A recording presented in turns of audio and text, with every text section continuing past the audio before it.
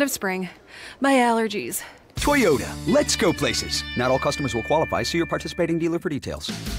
Put some spring in your step and take advantage of special offers at your local Toyota dealer or shop online at buyatoyota.com. Toyota, let's go places.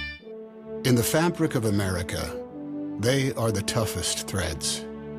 One of the first things they learned was the code that every service member lives by.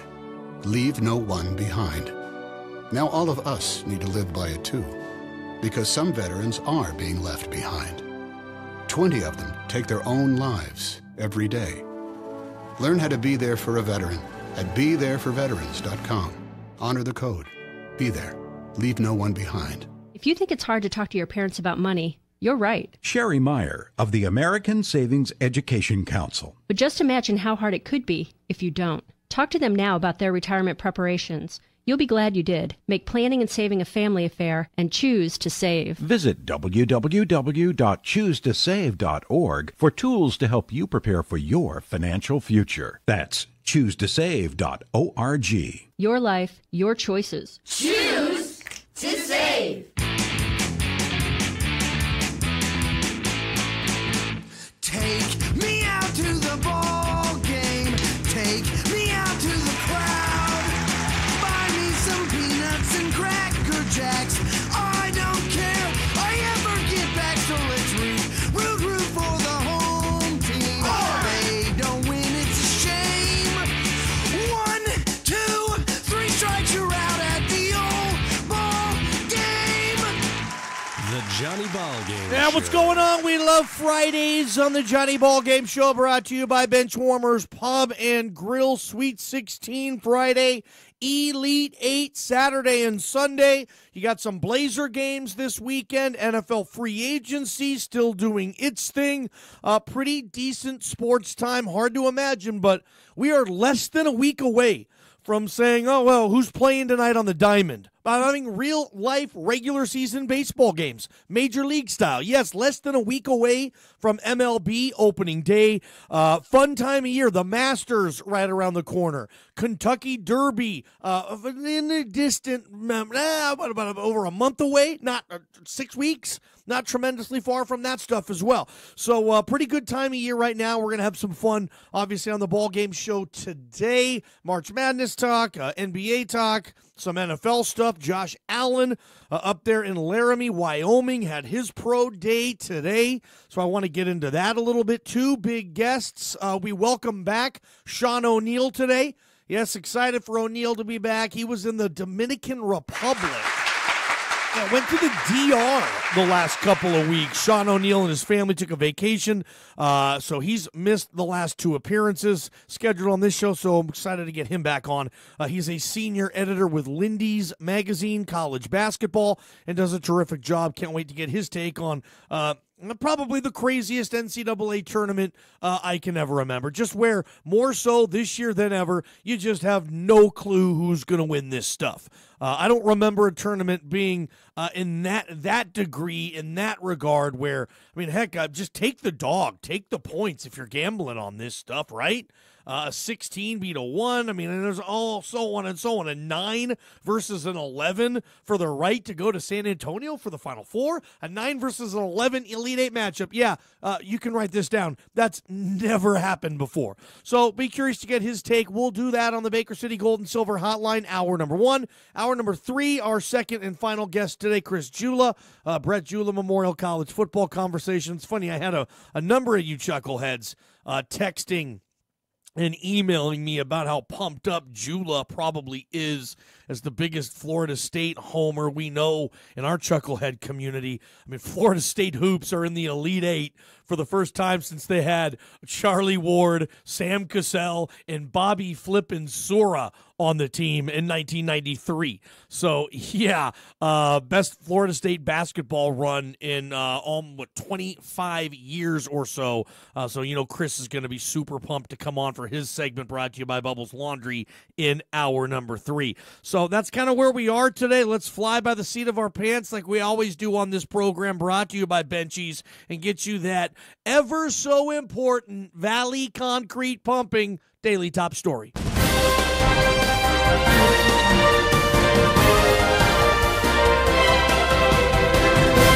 Today I'm going to go to Upset City. It continues. Of course, last night we all thought, and I think most of you wanted Kentucky to advance just for the sake of just the name program of Kentucky, getting to a Final Four, blue blood stuff. Nope, they go down to Bruce Weber in K-State. Go figure. Loyola Chicago, Nevada, not Nevada. Nevada was a toss-up. It ended up kind of acting accordingly.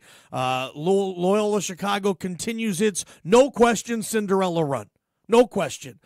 You throw them in the mix with Loyola Marymount in 1990. How dare I forget that year. Hank Gathers, Bo Kimball, that great year.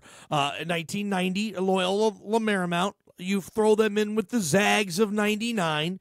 You throw them in with George Mason of 2006 and Virginia Commonwealth of 2011. For me, the true Cinderella stories that I remember more than anybody in this tournament. And when I say Cinderella story, I mean, dude, it's a team that you know nothing about.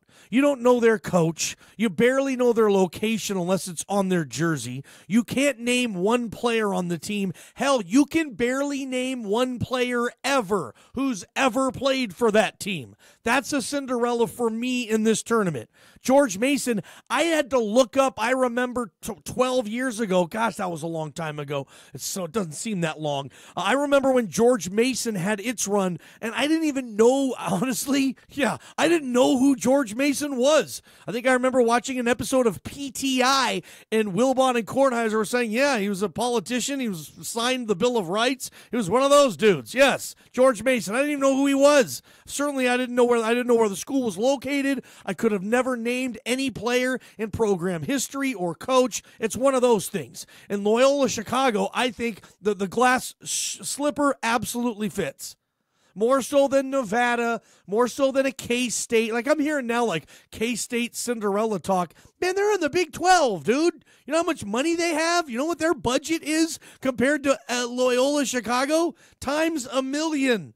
You know, they got that Big 12 TV contract. K-State's getting over $20 million a year in their athletic department just for TV revenue alone. That's not really a Cinderella story. It's not Cinderella's fault that you're just not very good often, or they screw you over with the seed, or you deserve a 9 seed and you play your way out of it. No, Loyola Chicago, that's a Cinderella. And a Cinderella, like most of you listening, maybe you know now, but going into this tournament, I'll admit, I had to look it up. I didn't know what league they were in. I didn't know they were in the Missouri Valley. And I know a few Missouri Valley teams. Certainly when Wichita State was in there, but I could name a few Missouri Valley teams. That's how, they used to have Creighton in that league as well, and Wichita State, and Illinois State, and Missouri State, and some of those Missouri Valley Conference teams. I didn't know Loyola Chicago was in that league. Again, I had to look it up. I don't remember them having a run in the tournament before, although history will tell you they did in 1985. I don't remember that. I can't ever remember a coach or a player who played there before. So, Cinderella for me, Loyola Chicago. And, of course, this tournament flat out has one. And you would think that, look, they can't get to the Final Four. All they do is to beat K-State. I mean, there could be tougher teams than K-State. All due respect, K-State's been great. They flat out beat Kentucky. And I thought they gave Kentucky a lot more than Kentucky earned last night. Do you see how many stinking free throws they let Kentucky shoot? I get it. They're physical. They're going to the basket. But, geez, man, all Kentucky had to do was shoot a decent team percentage. They would have won that game going away. But it's like some of those games you look and, okay, so the Kentucky team gets to shoot all these extra free throws. K-State doesn't. Sometimes you can look at those scores and take a grain of salt with it a little bit, right? And I kind of did that a little bit with Kentucky last night. K-State deserved to win, I thought, that game. I think it was 15, 16 more free throws Kentucky got to shoot than K-State. And K-State's a physical team, too. Anyway, so just a crazy tournament. And, of course, last night I said K-State, they were the higher seed, which means they're the worst seed. I always get that confused, higher or lower seed. K-State was the higher seed. They won. Loyola Chicago, higher seed. They won. FSU, Florida State, higher seed. They won. Michigan was the only lower-seeded team that won last night. And I don't know what the heck happened with A&M. That was not the A&M I saw absolutely pick apart a North Carolina team. That wasn't it. And there you go, Beeline on another run. Another Elite Eight run for John Beeline in Michigan, possibly a Final Four trip. Tonight, I think it gets a little different because you have 2 number 1 seeds playing last night. The lowest seed we saw last night was Michigan at the 3.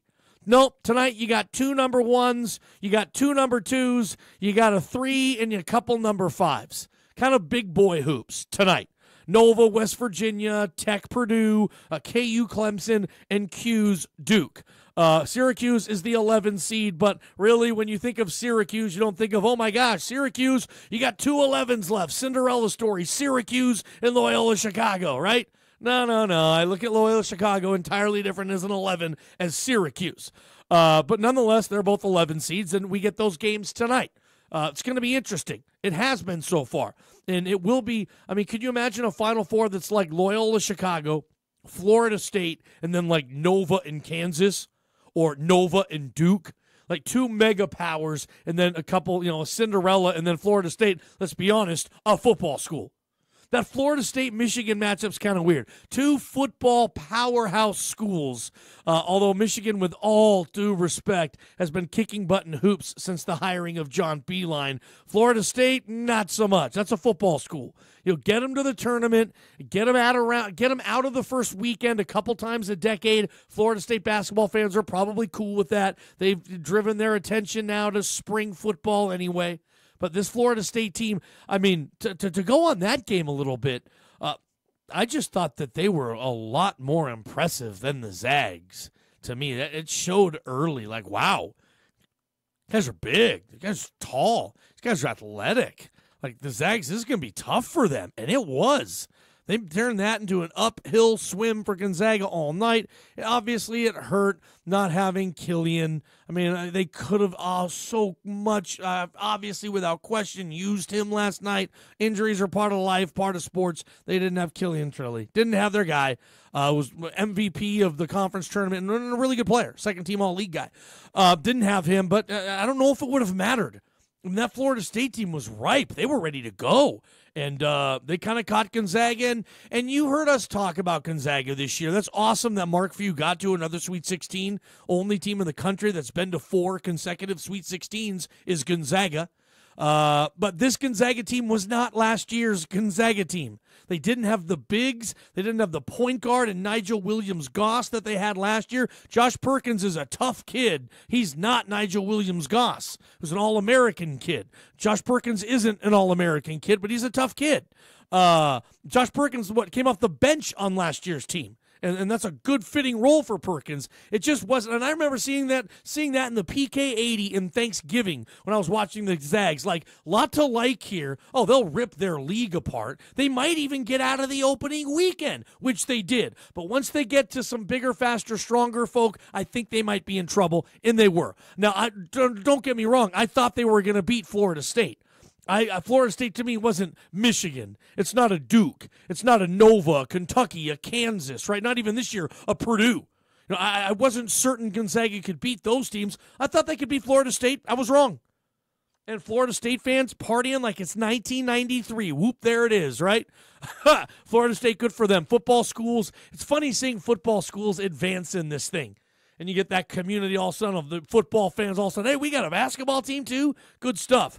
Johnny Ballgame Show, Benchwarmers Pub and Grill. That's your Valley Concrete Pumping top story. Your local leader is Lee Atkinson with Valley Concrete Pumping. Do-it-yourselfers. Maybe you want to get that project in. You need concrete poured. You don't need to hire a pro. You can handle it. Call Lee Atkinson at Valley Concrete Pumping, guys. He's got great rates for the do-it-yourselfers, contractors. Now, he's not forgetting about you either. Amazing contractor discounts at Valley Concrete Pumping. I got our question of the day. I'm going to go to the gridiron a little bit for this one. And then Shawn O'Neal around the corner around 3:35, putting this tournament into its proper perspective. Love having Shawn O'Neal on these programs. He's going to kill it today after a couple of weeks off.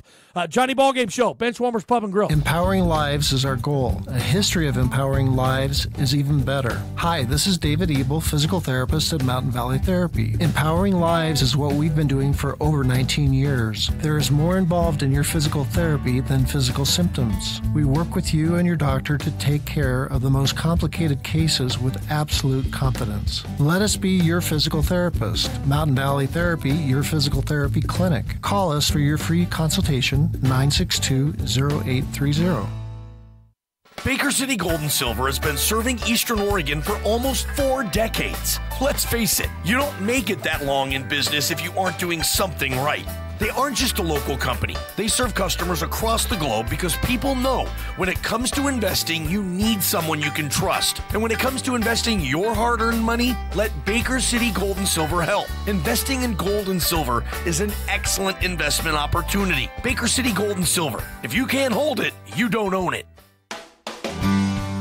Kurt's RV Service and Repair always has you covered, especially during this cold Eastern Oregon weather. Right now is the best time of the year to minimize the cost of repairs on your RV or trailer by coming in for a routine winterization. You still have plenty of time to get this done and make sure your RV is ready to go for your next big trip. Kurt's RV Service and Repair, located on Buchanan Lane in Island City, gives you quality service at a fair price. And no job is too big or too small. Kurt's RV Service and Repair. Hungry for lunch? Maybe some dinner? Make Benchwarmers Pub and Grill the home for your next mouth-watering meal. They have every type of burger you can imagine, and their sandwich selection rivals anywhere in Eastern Oregon. My favorite's the Reuben. Benchwarmers also has tasty gyros and all kinds of baskets. Steak fingers, shrimp, chicken strips, halibut, and clams. Delish. Head to Benchwarmers for lunch or dinner, enjoy a cold beverage, and watch the game. Benchwarmers Pub and Grill.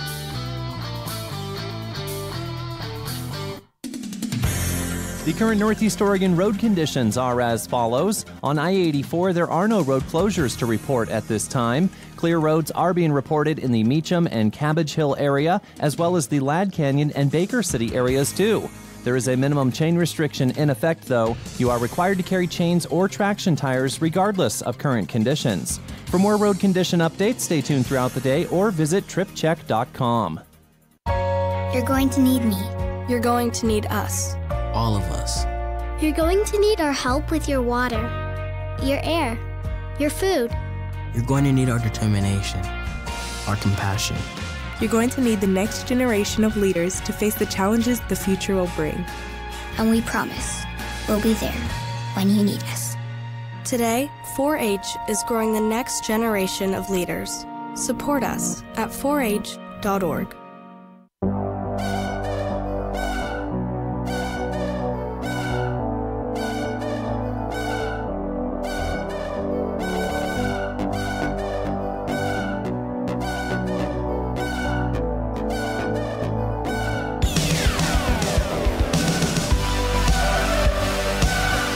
Welcome back, Sports Talk Radio, Johnny Ballgame Show. Thanks for hanging out. Brought to you by Benchwarmers Pub and Grill. Shawn O'Neill, senior editor, Lindy's Magazine College Basketball Edition, stops by in about 13-14 minutes on the Baker City Gold and Silver hotline. Question of the day time, and let me start this off by saying, hey, Cowboys, nice move.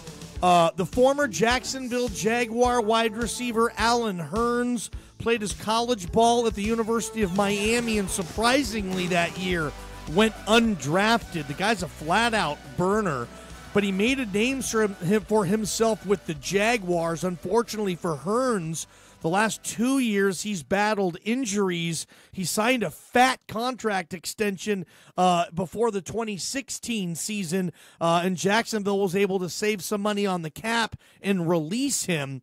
He was picked up, signed, sealed, delivered to the Dallas Cowboys today in a move that I think will feature future dominoes falling as a result. The Cowboys also signed Deontay Thompson, another receiver, to a 1-year, $2.5 million deal. Hurns will sign a 2-year deal. I haven't got the figures on this deal yet. Probably not a ton. Probably $4, $5, $6 mil per, I would imagine, for Allen Hurns. But the real question is, and this will turn into our Mountain Valley Fitness and Health question of the day, does the signing of Allen Hurns lead to Dez Bryant being released in Dallas.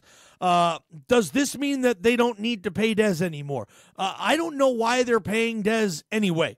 Just cut him. This is silly.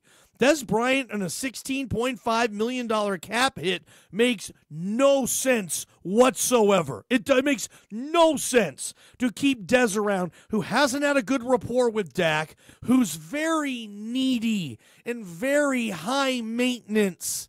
You know, it's like having a cat with diabetes, man. Bless the kitty's little heart. But when you got to give it shots 3 times a day, man. Yes, I had a friend who had a diabetic cat. I felt so sorry for him. Obviously, you can't put the little baby doll down, but yeah, you got to give a cat 3 shots a day. Insulin. Wait, what? A cat? I don't know exactly where I'm going with that in comparison to cutting Dez, but if it's Dez, don't do it. Don't keep him around at that price, at that cost. His production isn't there. Like I said, he's just high maintenance. He's needy. If things aren't going his way, he's letting everybody know about it.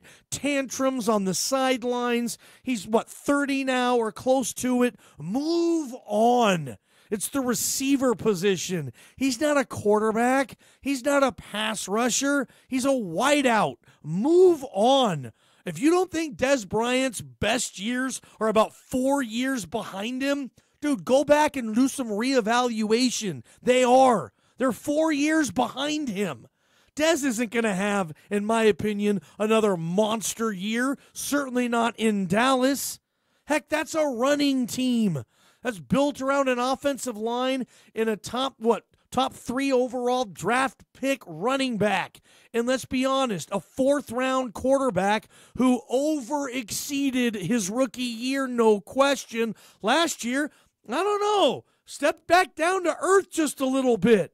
The jury isn't out on Dak yet.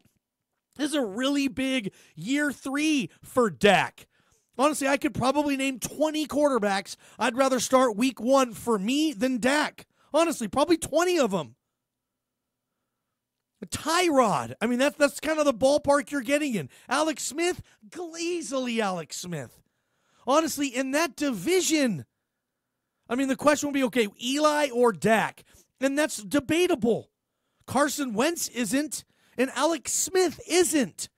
Those guys are better players, better quarterbacks for me than Dak. If you want to argue against it, well, how about them Cowboys? Have some fun with that. But no, why is Dez even there? Get him out of there. It's fine. He's had a nice career. Let somebody else put up with it. Let somebody else clean the dirty diapers, so to speak. I'd be done with that. I mean, I just signed Deontay Thompson, who's a project, but he's got a lot of ability. He's coming off his best season. He played with the Bills and the Bears. High yards per catch guy, deep threat. I think Deontay Thompson will be just fine at the price. 1 year, 2.5. Look, Dallas doesn't have a lot of money to spend. They need to hit guys like Deontay Thompson. They need to find guys like Allen Hurns, who the Jags release. And I understand why the Jags cut him. They're doing a good job, Jacksonville is, of drafting and developing younger rookie players. D.D. Westbrook, kid out of Oklahoma, looks like he can play in this league. Keelan Cole, that guy torched the Seahawks last year as a deep threat. No, Jacksonville's doing a good thing with developing receivers. That's a position that I want to develop.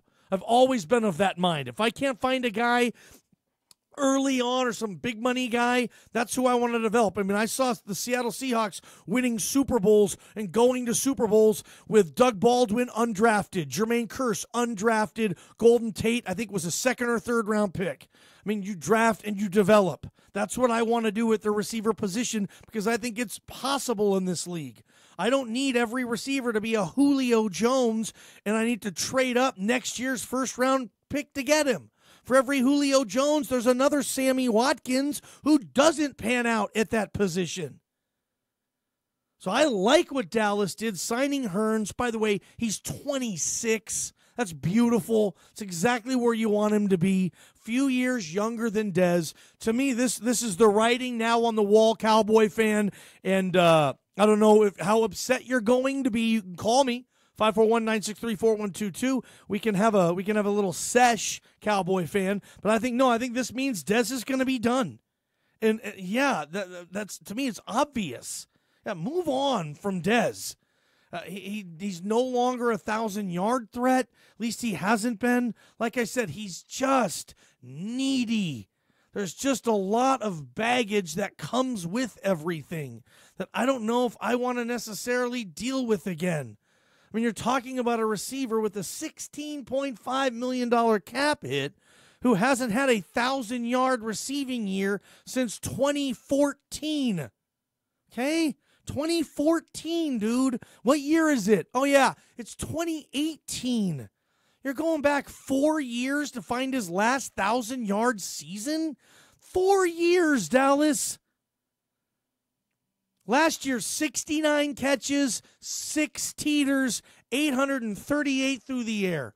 I mean, that's not worth that money anymore. I don't want it.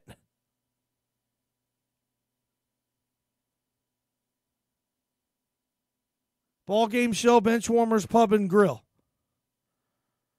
I just got a weird text. Keep them coming. Northwest Furniture and Mattress text line. We'll get this stuff going. Shawn O'Neal around the corner. But no, I just want to say, hey, if I'm a Cowboy fan, good moves. I signed 2 receivers that I think can play, and now I don't think I have to partake with $16.5 million of my cap going to stinking Dez. I don't have to deal with Dez anymore. That said, Seahawks, Dez Bryant, call him. Yep, let's bring him in. Terrell Pryor signed with what? The Jets? Where'd TP go? Yeah, I want Dez in Seattle for about $4 million a year. Can we swing that? Where's Dez's market? I'll take him. Ballgame Show, Benchwarmers Pub and Grill. Shawn O'Neal, Lindy's Magazine. He's up next. Don't miss him.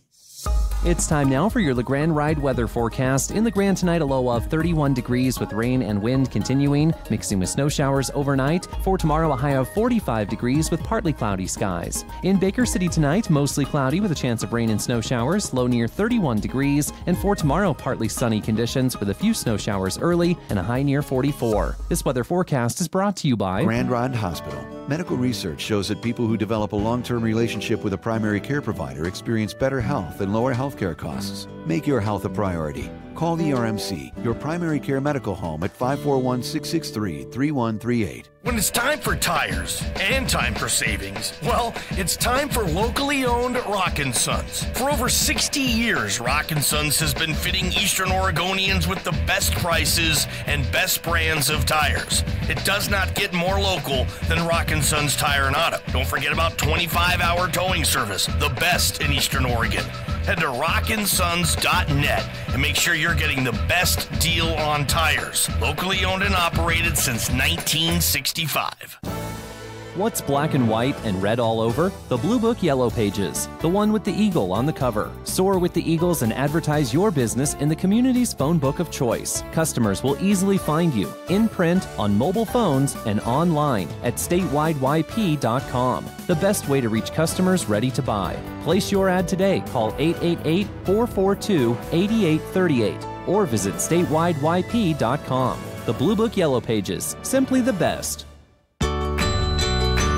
I'm online every day, so it just makes sense to do my banking online too. I can check my balances, transfer funds, and even pay bills all from my laptop. It's so easy. I don't even have to leave home. Old West Federal Credit Union, a better way to bank. Federally insured by NCUA. Online at oldwestfcu.org.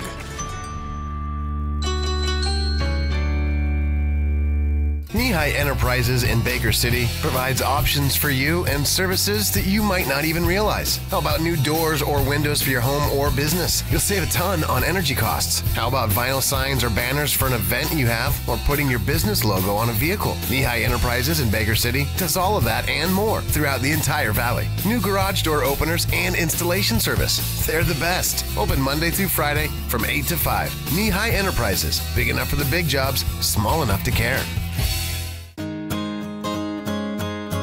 For folks that live the country lifestyle, be sure to catch the all-new D&B radio show, hosted by Matt Breckwald. Whether you're a rancher managing thousands of acres or a backyard enthusiast with a vegetable garden and flowers, the D&B radio show will cover topics that appeal to all who share a connection to the land and animals. Listen to the D&B radio show every Saturday at noon right here on Super Talk Radio, 1450 and 1490 AM.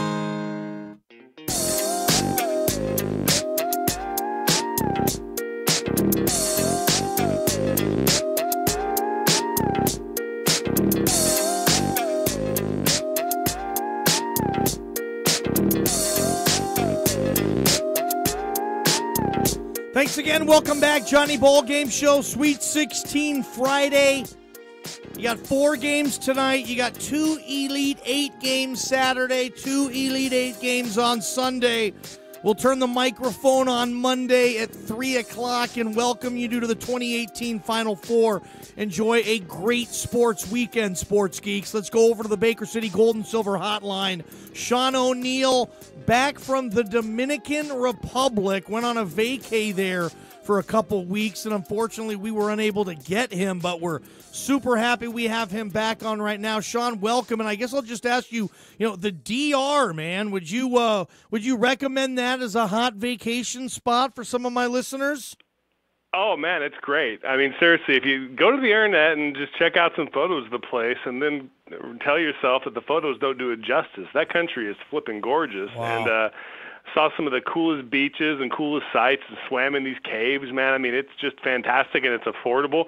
I will say this, you are vacationing in a developing country, and part of a developing country is they don't have the greatest trash collection in the world. So you kind of walk away saying, man, oh man, we got to keep places like this beautiful. But the bottom line is a lot of people aren't eating, so trash collection is exactly number one in their thing. Gosh, and so, yeah. You get some of the most beautiful sights in the world, and you get slapped in the face by reality. But I guess that's just life in 2018. He's with Lindy's magazine, college basketball senior editor Shawn O'Neal. I was saying it's the craziest tournament I remember. It is. A 16 beat a stinking 1. Upsets we got a 9 versus an 11 for a trip to San Antonio. We talked about this. The first time we had this segment was early November. We've been doing it every single Friday throughout this entire year, Shawn. Sadly, it'll come to an end in a week or so. I'll miss you, bud. But we've been always come on, man. You just call me. Anytime your fans want to hear college basketball, I'm willing to talk about it, dude. Absolutely. Well, I guess talk about we kind of saw this coming, right? This wasn't the little old lady on a motorized cart, right? You've been talking about this for most of the season. Well, I think the thing you see in this tournament is you're seeing I think it's and I say this, in some form or fashion every year, it's the great democratic sport. I mean, Bobby Plump and Hoosiers and all these things. I mean, you put 5 guys on the court against 5 other guys and shots start falling and crazy things happen. And the other thing is there's, 351 teams have 14 scholarships to give each. And so you got a team like Loyola Chicago, they've got 14 scholarships. They find talented kids, and they get on a run, and there you go, here we are. I also think the reality of this season is being borne out with a team like Florida State. The Atlantic Coast Conference and the Big 12 were just heavyweights this year. And so, quite frankly, and look at Kansas State. And so Kansas State and Florida State, 2 teams that were at the back end of the teams that made it from their conferences, are still swinging. I mean, that tells you all you need to know, is that these conferences, even the teams that are down a little bit, can come out, can throw punches against anybody, and now here they are on the brink of the Final Four. And I think you're exactly right. I think this is just a perfect explanation of how this season's gone. I want to start with the Tallahassee and then the game there with Florida State and the Zags yesterday. You've probably seen this first Elite 8 appearance since Bobby Sura, Sam Cassell, and Charlie Ward were on the same team in '93. I think they lost to Duke in the regional final, something like that. And Leonard Hamilton, by the way, I've never seen anybody who looks better at 69 or 70 years old than Hamilton. He looks 48, 51. That dude's 70, man.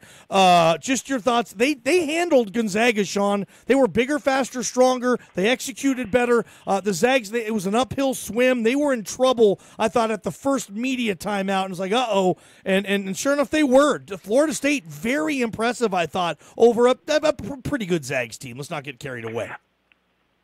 This is like the first year in a long time I haven't predicted, because Leonard Hamilton does a really good job of unearthing basketball talent. In the past couple of years, he's actually found a couple of top 100 recruits. I covered Leonard when he was the coach at Miami and when he was the coach of the Washington Wizards back in the NBA. And let me tell you something, there's not a meaner guy on this earth than Leonard Hamilton as far as getting his teams to play hard. And so when I heard the Gonzaga was when Killian Tilly wasn't ready to answer the bell with Gonzaga, I said, uh-oh, they're in trouble. Because the one thing I know about a Florida State team is they will try to punch you in the mouth.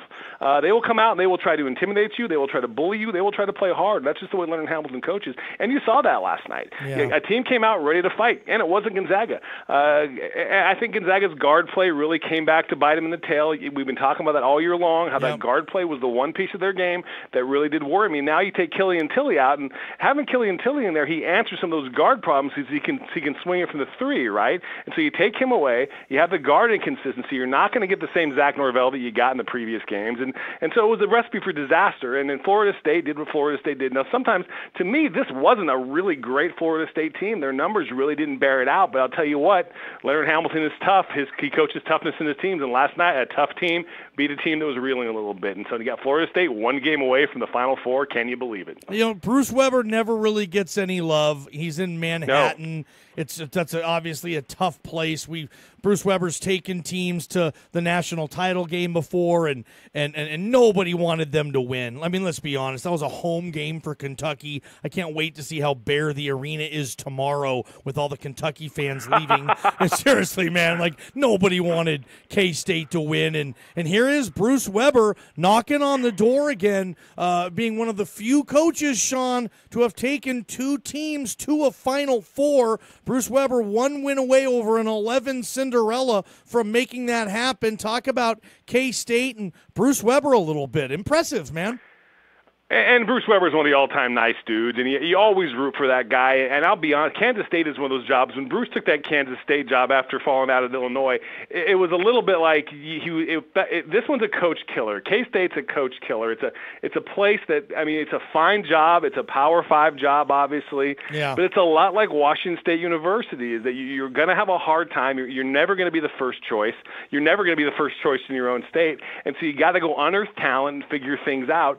And I'm kind of surprised Bruce Weber's still coaching there. This guy seems like he has to save his job every year. There was talk about this year about him being on the outs. Well, how are you going to fire a guy when he's got you in the lead 8? How are you going to fire a guy when he's a win over a Missouri Valley Conference team away from going to the Final Four? Yep. And so this last night's result was an absolute disaster for the hotel industry in Atlanta, because the road back to Lexington last night, dude, I mean, stay in your lane. Do not try to pass anybody, because that had to be hilarious. All those people flooding out of Catlanta, all the TGI Fridays, all the Benningtons, all the restaurants around there are like, oh my God, we're not going to sell any hot wings. And you're exactly right. That's a great place to go stay tomorrow in that game, because I mean that Catlanta, that place is going to be lit up. And now it's K-State versus Sister Jean. Really, that's what we're looking at. But for me, if you like mayhem, if you like the surprises of March, it's a great game. I don't know who to root here for, because Porter Moser of Loyola Chicago, also a great guy, one of the better underrated coaches in America. Bruce Weber, a great, great, great dude who it looked like his career was trending the wrong way. He's got himself on a run. This is like going to Vegas and getting hot, man, so that you can pay the rent, you know? I was looking at K-State basketball history today with my show prep, and I was shocked to see some of the names that have coached K-State basketball. Oh, yeah.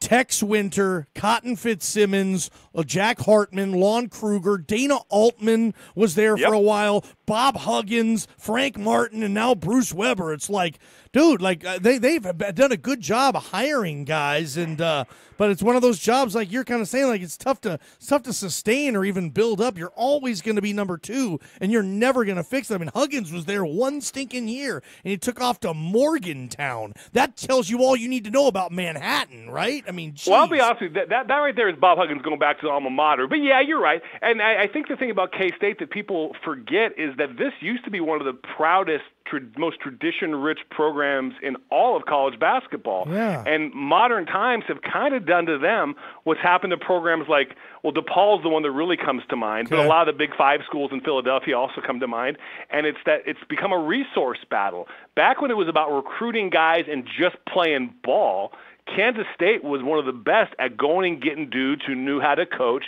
knew how to evaluate, and gifting after it. Now in this modern game, when it's all about resource allocation, a school in Manhattan, Kansas can't keep up. And that's what's happened. And so now that tradition that they used to have is just kids don't even know about it anymore, right? I mean, heck, most football kids don't know that Notre Dame used to be a powerhouse, right? Notre Dame has now just become another school. And so K-State now, you're exactly right, and they have to do these pop-up hot moments. But I'll tell you what, K-State fans still have those same expectations. And K-State fans think that if this job were to come open, they should go get Shawn Miller or something like that. And so good for Bruce Weber for beating this jinx. Good for him to ride in the wave. And I ain't going to lie, I'm probably rooting for him over his sister Jean just because I like Bruce Weber. You know, let's talk about John Beilein. Here he is again with another run. First with the Kevin Pittsnoggle when he was at WVU, that big run. He's almost won a natty beating Patino a few years back. And here, you know, he's a 9 seed away from getting Michigan to another Final Four. And I'm almost kind of questioning, like, basketball or football school. Where Ann Arbor, what? Like, John Beilein, that guy wins games in this tournament, dude. Seriously, I'm not picking against him much anymore, dude. I wouldn't pick. Seriously, he's probably. I'm trying to think of who the most. Mike Krzyzewski is the most respected and feared coach in college basketball. I would think from a straight coaching standpoint that you're going to walk in. Let's say there's a fantasy tournament where you walk into a building, and you're just going to go pick 5 random guys, and another person is going to go pick 5 random guys, and maybe it's Sean O'Neal and Johnny Mallory they're picking, and we're just going to go play basketball, and the guy's going to coach them. I think that if you were to survey your coaches, 351 coaches in America, who they want to see who would win that game, I think John Beilein would probably do it every time, and maybe Tony Bennett, though I think they'd probably argue that Tony Bennett has to coach his kids for a while before they get this system, right? Yeah. But John Beilein is that coach's coach. He's that guy that every coach, CBS does a survey every summer, who's the guy, and they ask the question, who's the guy who does it clean? You don't know for sure, but who's the guy you think always does it clean? And John Beilein's the guy who always comes up. And so this is a dude who, he's like that poker player, literally all he needs is a chip in a chair. And he didn't have nobody really thought this team was that good this year, but they've gotten hot late. I think they've won like 14 in a row now or something like that. They've gotten hot late, and here they are. Honestly, to me, I'm probably picking Duke to win it all right now, but I tell you what, Michigan sure looks like the team that's going to do it. I got a feeling they're going to hoist a legitimate, nobody's taking it away from you NCAA championship this year. This team is just so hot. Mo Wagner is that quintessential Beilein. You said Kevin Pittsnoggle. I think you said that a few seconds ago before I started monologuing here. It's that type of player. And to me, this Michigan team right now, I have a very hard time picking against them. I got them to beat Florida State by about 20 tomorrow night. Shawn O'Neal, Lindy's magazine. Kentucky players following the loss did not shake hands with K-State players. Too much being made of this, or is this something? Your thoughts on that last night? I think that some quotes are being taken and being run with. The K-State players in their press availability today largely acquiesced to their earlier comments and said that they were probably too busy partying to shake hands. John Calipari said, look, we tried to shake their hands. They were out there celebrating. And you get to celebrate or shake hands. And in that situation, I don't blame the Kentucky players to get off the court. I think too much is being made of it. Good for Kansas State. They celebrated. Good for Kentucky. Get back there, lick your wounds. I think this is kids being kids. I don't think it's a big deal. I think everybody's on the up and up and trying to do their best. I agree. I don't want to stand there and watch all those dudes party in front of me and have to shake their stinking hand. No, I'm taking it to the locker room. I got tears about ready to fall, and I'm ready to have them fall with my team in the locker room. I was with it. I thought. Yeah, and let's not act like these kids can't check each other out the locker room, right? I mean, I know that in the so many alumni, like I'm a Washington State University alumni, so I'm supposed to hate University of Washington people, and I really don't, but I'm supposed to, right? Yeah. But guess what? The UW and the Wazoo players, they're hanging out after games. They're cool. They're texting each other. They're playing video games with each other. It's not like that. They don't hate each other. These kids all grow up playing AAU together. It's a lot more friendly than we make it out to be. West Virginia, I think, with Huggy, and I love those guards, Carter. I think this is a recipe for Nova being in trouble with a physical team that's going to three-quarter and full court press them, and I'd be worried as a Nova fan in that 1 versus 5 tonight. This spells Huggy and those senior guards. Shawn, I think Nova's in trouble, dude. You? Sure. I mean, they're playing a tough team. Again, everything I said about Leonard Hamilton is also true of Bob Huggins. I mean, this is a tough dude. His kids are going to come out and do everything short of knifing in. If they can hide a knife in their pants, they might do that too. Yeah. And I don't mean that in a bad way. I'm just saying these dudes will come out ready to fight you. And I like teams like that. I mean, look, that's what wins in this time of year. And so I still am going to take Villanova. Look, I'm boring. All things equal, I look at a team and I say, okay, who has the better players? Okay, Villanova has the better players. I think they're going to win. But I think you're exactly right. I mean, this is a team that if Villanova does not come out composed and confident, and Jalen Brunson exhibits those two things, composed and confident, is what Jalen Brunson does. And so any team that has Jalen Brunson, I'm probably not going to pick against. But I'll tell you what, West Virginia's got some dudes, and they're going to come out and try to exert their will.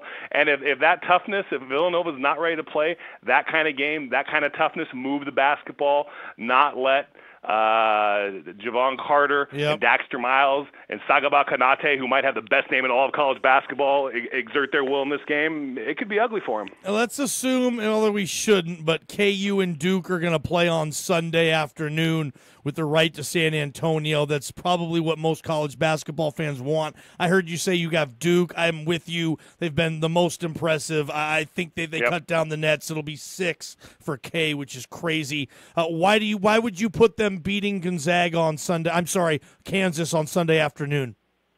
Because I've watched Kansas play a lot this year. I just don't think they're very good. Yeah. I mean, that's really where it's at. I mean, Kansas is a good basketball team, and they've gotten on a run, and I'm glad, because I really cannot stand listening to the nonsense about Bill Self's teams not performing in the NCAA tournament. That's just nonsense. But they got a fortunate call against Seton Hall to get where they are. They've lost, I think, 4 times now in Fieldhouse this year. Udoka Azubuike, I mean, you put him on the line and let him kill himself on the line, and it's a good plan. I mean, Malik Newman's been better down the stretch here, and Devontae Graham is a National Player of the Year candidate. But this Kansas team just isn't vintage. They're just fine on defense. I mean, good for them on getting on a run. But if I'm looking at this team, I expect Clemson to beat them tonight, just because I expect the ACC. To me, that power that the ACC's played so well, I think Clemson's a confident, physical team. Beat Auburn by, I think, 175 points the other night. I kind of expect Clemson to win this game. But Kansas got a God, I hate to say this, they got a phantom screen call against a Seton Hall team that was giving them hell. Yep. I just don't think the breaks are going to keep going their way. I do like Clemson against them tonight, but if Kansas does get in there against Duke, I think Marvin Bagley and all the talent that Duke has is just too much for him. You have an issue with CBS trying to find the crying 12-year-old or under after every single loss? I mean, Shawn, every game you get a crying child. Every game. I mean, here's my deal. I've been a journalist for, I'm 46 now, and I've been a paid journalist since I was 16, so 30 years. We have to find angles in games. And for me, I'm fortunate enough that I can find an angle in the game of a kid just going bananas, shooting the ball well, or a team struggling to shut this down or that down. And that keeps my readers and people I'm interested in entertaining interested, right? But CBS is trying to entertain my wife. And my wife doesn't much care about college basketball. And so, they go find the crying 12-year-old or something. And it's annoying and obnoxious. But as a guy who's an advocate for a wider audience of college basketball, I can't be mad at them. I mean, they want you and your girlfriend to watch the game together. And you're going to watch it no matter what. But to get your girlfriend to watch it, they got to pull out Sister Jean or Mariah Musselman, right? And so as much as I find it obnoxious, I get what they're doing. And so I'll tolerate it. I haven't had a chance to talk to you about the Pac-12 and the embarrassing. I mean, just how just flat out embarrassing. I don't know, tail between the legs. I mean, what do you make of it? That was a joke this year, Shawn, and it's been since 97 since they've won a national title, and it's just, I don't know, it's just embarrassing, man. No, you said it. It's garbage. It was an absolute garbage fire of a season. I didn't understand, and I hope I'm not stepping on your toes when I say this here. I didn't understand everybody picking Arizona as far as they were picking Arizona. I was in the Dominican Republic, and so I wasn't getting a lot of scores, and I couldn't watch a lot of games. I was actually up in the country, the Dominican Republic, like way out in the rural part, and so scores were kind of hard to come by. But when I saw the Buffalo not only beat Arizona, but lit them up like a freaking Christmas tree, I wasn't shocked. I mean, this team did not have a lot of quality wins, and they had shown themselves to be just okay all season long. And so why everybody thought, just because they had run roughshod over a horrible, horrible league, that they were somehow going to be good, I just didn't get it. The fact that they had 3 teams in and 2 were in the play-in games It's just a garbage league right now. And you know what? Look at Washington State University. The investments they're making in basketball, and I'm using them as an example. What the hell is Ernie Kent doing coming back? Seriously, dude. I mean, what the hell? Yes, dude. I'm like, what is he? You don't care then, and you're saying you can't afford to buy him out, and you don't care that your basketball program is going to play in front of 13 people per game next year again, and they're all paid to be there because they're cheerleaders. Now, how are you telling me that this is one of your revenue sports? You can have this, and it's happening throughout the league. I'm not saying there's bad coaches all throughout the league, but they just aren't. They don't seem like they're investing. They're not doing the right things. I mean, look at UCLA. They're making bad basketball decisions. How the hell do you hire Steve Alford a few years ago? I have no idea. You're in a play-in game now. Congratulations. Yeah. You're in a play-in game. You fired a guy who won the conference. Anyway, I'm not going to go through the Ben Howland thing again. Yeah, something's got to change. It's a garbage conference. And beyond that, it was boring to watch this year. I watched more West Coast Conference. I watched more Mountain West Conference. I watched more Colonial Athletic Association. I watched Pac-12. And that's the conference I graduated from. So, anyway. I want to talk a little bit about the Pitt job. Apparently nobody wants it. I mean, Musselman, you'd think is a candidate. I don't know, Crean's out there. I heard they contacted Mike Hopkins. Of course, he's happy in Seattle. I've heard Nate Oates. I've heard Mark Schmidt. I've heard Shawn Miller. I've heard do they even try to call Ben Howland? Like, nobody wants this gig, Shawn. Talk to me and share your thoughts. Let's make fun of Pitt basketball a little bit. It's a total dumpster fire this year, and I just wanted to get your take on this coaching search, man. I just wish I want to be in Jamie Dixon's office as he's scrolling the internet watching these comments as Pitt chased Jamie Dixon off a few years ago. And you know my man crush on Jamie Dixon, who I believe finished the season in the NCAA tournament despite not doing very well there. But anyway, look, Pittsburgh is a much tougher job now than the one that Ben Howland had and where he built the program up from like where Ralph Willard used to have it.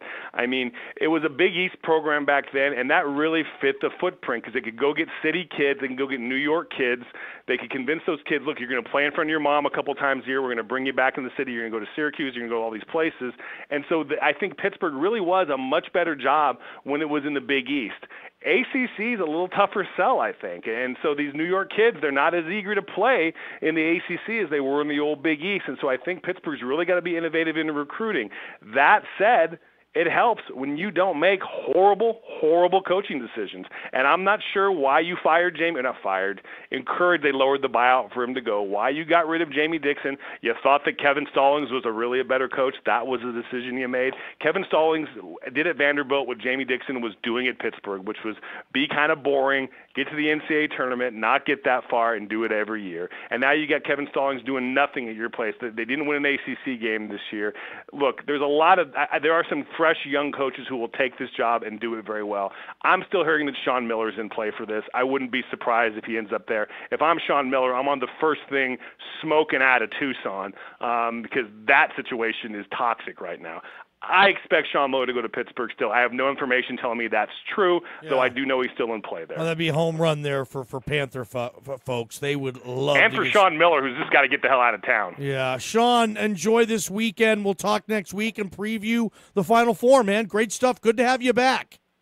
Always good to be here, Johnny. Take care, buddy. Great stuff. Lindy's senior editor, Lindy's Magazine, College Basketball, Shawn O'Neal right there. Ballgame Show, Benchwarmers Pub and Grill. Give me a quick one. Goss Motors was established in 1922, and many of the core family and business values instilled into the company still apply today. Trust me, I know. I'm Tade McCandy, great-granddaughter of MJ Goss. My great-grandfather's footprints of business, community connection, and family values are ever present. The next time you consider a new or pre-owned vehicle purchase, consider us. Consider my family. Consider MJ Goss Motors, doing things the right way since 1922. The current Northeast Oregon road conditions are as follows. On I-84, there are no road closures to report at this time. Clear roads are being reported in the Meacham and Cabbage Hill area, as well as the Ladd Canyon and Baker City areas, too. There is a minimum chain restriction in effect, though. You are required to carry chains or traction tires regardless of current conditions. For more road condition updates, stay tuned throughout the day or visit tripcheck.com. AA made all the difference in my life. I noticed that most of the goals I had as a kid were slipping by. I didn't feel like the person I hoped to be. After all those years of drinking, I really didn't know myself. When I was out there drinking, I was always looking for the next great party to make me feel all right. With AA, I found a better way of life. And I feel good in my everyday life, even without a drink in my hand. Alcoholics Anonymous. It works. Look us up. Check your phone book, newspaper, or AA.org.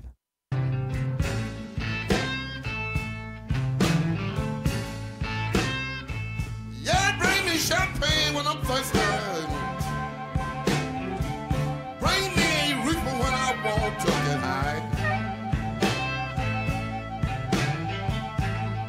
Fresh handmade pastries every single day at Joe Bean's on Adams Avenue. I love those guys. I'm there at least every week. They have my favorite sandwich in town. It's called the Big Blue Mountain. It's a hot pastrami turkey cheddar Swiss on a sub roll. It's delish. Soup, they have the best as well. It's a terrific place to go, and if you're not drinking their coffee, you should be coffee drinkers. Joe Bean's on Adams Avenue. Actually going to give away a gift certificate for 2 to Joe Bean's here in a second, so stand by the Baker City Gold and Silver hotline. Big games tonight. Well, this is a fun Friday night for games, right? Dude, you got 4 NCAA Tournament Sweet 16 games. Why do I keep saying Gonzaga when I mean Kansas? Kansas is playing tonight. Duke is playing tonight. Villanova is playing tonight, just to name a few of the games. And how about this? No Kyrie Irving for Boston. Blazers do not multiply one loss into another. Blazers, Celtics tonight, 7 p.m. right here on Super Talk AM, your Joe Bean's games of the night. Appreciate you with us. First person to call, 963-4122, gets a free lunch for 2 at Joe Bean's. Eastern Oregon's home for news, talk, weather, and sports. This is KLBM LaGrange and KBKR Baker City. Super Talk Radio, the talk of Eastern Oregon. Upwards of 500,000 people, many of them high school students, will take to the streets of Washington, D.C. tomorrow in support of stronger gun control legislation. The rally was organized by the survivors of the mass shooting at Stoneman Douglas High School in Parkland, Florida, where 17 people died on Valentine's Day. The rally is focused on school safety, but a big component of the march will revolve around the need for stricter gun control. As many as 500,000 people are expected to gather on Pennsylvania Avenue and the National Mall, and others will gather in cities around the country and the world for their own rallies. A number of lawmakers say they will participate in the march as well, including House Minority Leader Nancy Pelosi, Florida Democratic Senator Bill Nelson, and others.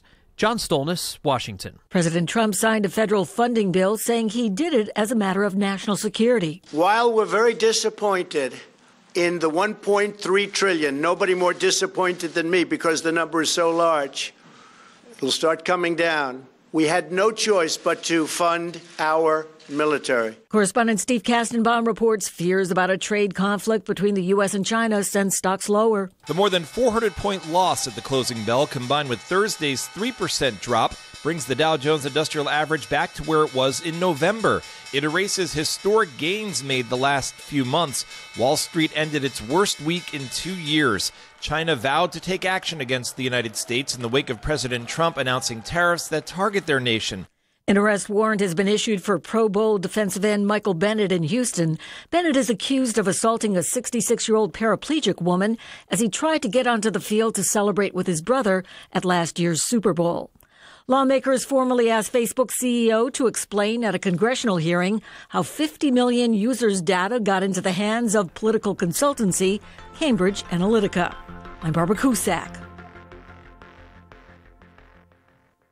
A few years back, I founded a small company. Now it's a big company. The main reason? Because we've always been innovative thinkers, especially when it came to our website and technology integrations. That's why when we saw our business start to accelerate, we partnered with AmericanEagle.com to develop a total digital solution. AmericanEagle.com took the time to learn our business goals, then helped us put a long-term strategy in place that would scale with our growth.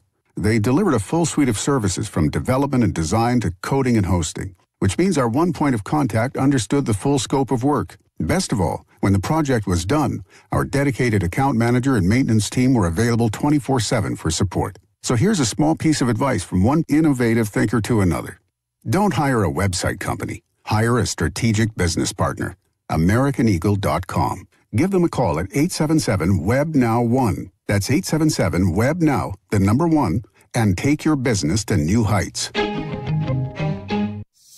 It's time now for your LeGrand Ride weather forecast. In LeGrand tonight, a low of 31 degrees with rain and wind continuing, mixing with snow showers overnight. For tomorrow, a high of 45 degrees with partly cloudy skies. In Baker City tonight, mostly cloudy with a chance of rain and snow showers, low near 31 degrees. And for tomorrow, partly sunny conditions with a few snow showers early and a high near 44. This weather forecast is brought to you by LeGrand Ride, regional leaders in outdoor recreation and weather. For extensive, accurate information about trails, snow, and everything weather-related, visit legrandride.com. Rush Limbaugh. You know what the most fun in life is being right so much. On the cutting edge. Being dead on right, down the middle right so much. And ahead of the pack. That's what's fun. America's most listened to talk radio program. And then you add to the fun when you see how irritated a bunch of numbskulls get.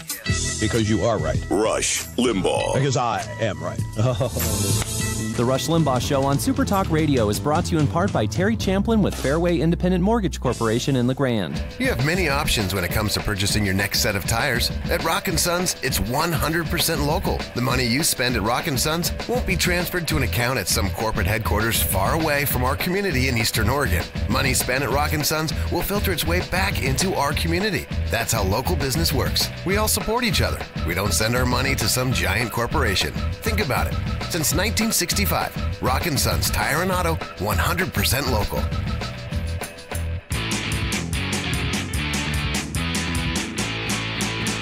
Take me out to the ball game. Take me out to the crowd. Buy me some peanuts and Cracker Jacks. I don't care. I ever get back, so let's root for the home team. They don't win, it's a shame. 1, 2, 3 strikes, you're out at the old ball game. The Johnny Ballgame Show. I appreciate everybody. Hour number 2 on a Friday. Johnny Ballgame Show, Benchwarmers Pub and Grill. We want to watch some hoops tonight. Well, Benchwarmers has your back. Check out those brackets. We will update our Pepsi bracket challenge next hour. It's getting pretty close, but brackets are just so destroyed this season. Whoever does win our Pepsi bracket challenge, big congrats, because not an easy bracket challenge to win this year. You would have had to pick upsets. I mean, unless it does look like Nova and Duke will make it, or Nova and Kansas, and you can get that half right, and as long as you pick the winner, possibly have a chance to win the bracket in that respect. But in other cases, no, you needed some upsets. And some years you do, some years you don't, right? That's the tricky thing about, participating in a bracket challenge. So we'll do that next hour. This hour, mild, medium, or hot. That's the game we'll play. Thanks, Goss Motors, for helping out with that one. I want to address a little bit of my own personal Hawk talk. The Seahawks have made a few signs here and there. Made a few signs this week I wanted to talk about and let everybody know, what Seattle's done and share my opinion. Some under-the-radar type of moves. Some I like, some I don't like, so we'll talk about that this hour either. And say farewell and a rest in peace to 2 long-time NFL and professional sports owners that unfortunately the sports world has lost in 1 week. So we'll do an in memoriam a little later this hour as well. First up, though, I want to talk about a policy change. This is NFL Competition Committee week. Now, it's funny, the NFL, there is no off season. Sure, there's no games this week, but there's free agent stuff going on. The competition committee is meeting this week, talking about possibly eliminating the spot foul penalty on pass interference and going to the high school or college model, which I hope it does. I hope they do. That's being discussed, along with a lot of other possible changes into certain NFL policies. One of them I wanted to talk about with you. I read an article from Kevin Seifert. He's an NFL writer for ESPN, and he was talking about one in particular committee proposal for a policy change that I would back 100% as well. This is one of those policy changes for me, and I'll share with you, my Chucklehead listeners. You can call me, email, and text me, Goss Motors inbox, JohnnyBallGameShow@gmail.com. If you have any opinion on this whatsoever, I'd love to hear it on the Baker City Gold and Silver Hotline, 963-4122. The policy policy is this. It's a new proposal that would allow a team to formalize its head coaching hire even when that coach is currently with another team. For example, Matt Patricia, Detroit Lions. More of an example, Josh McDaniels, Indianapolis Colts, New England Patriots.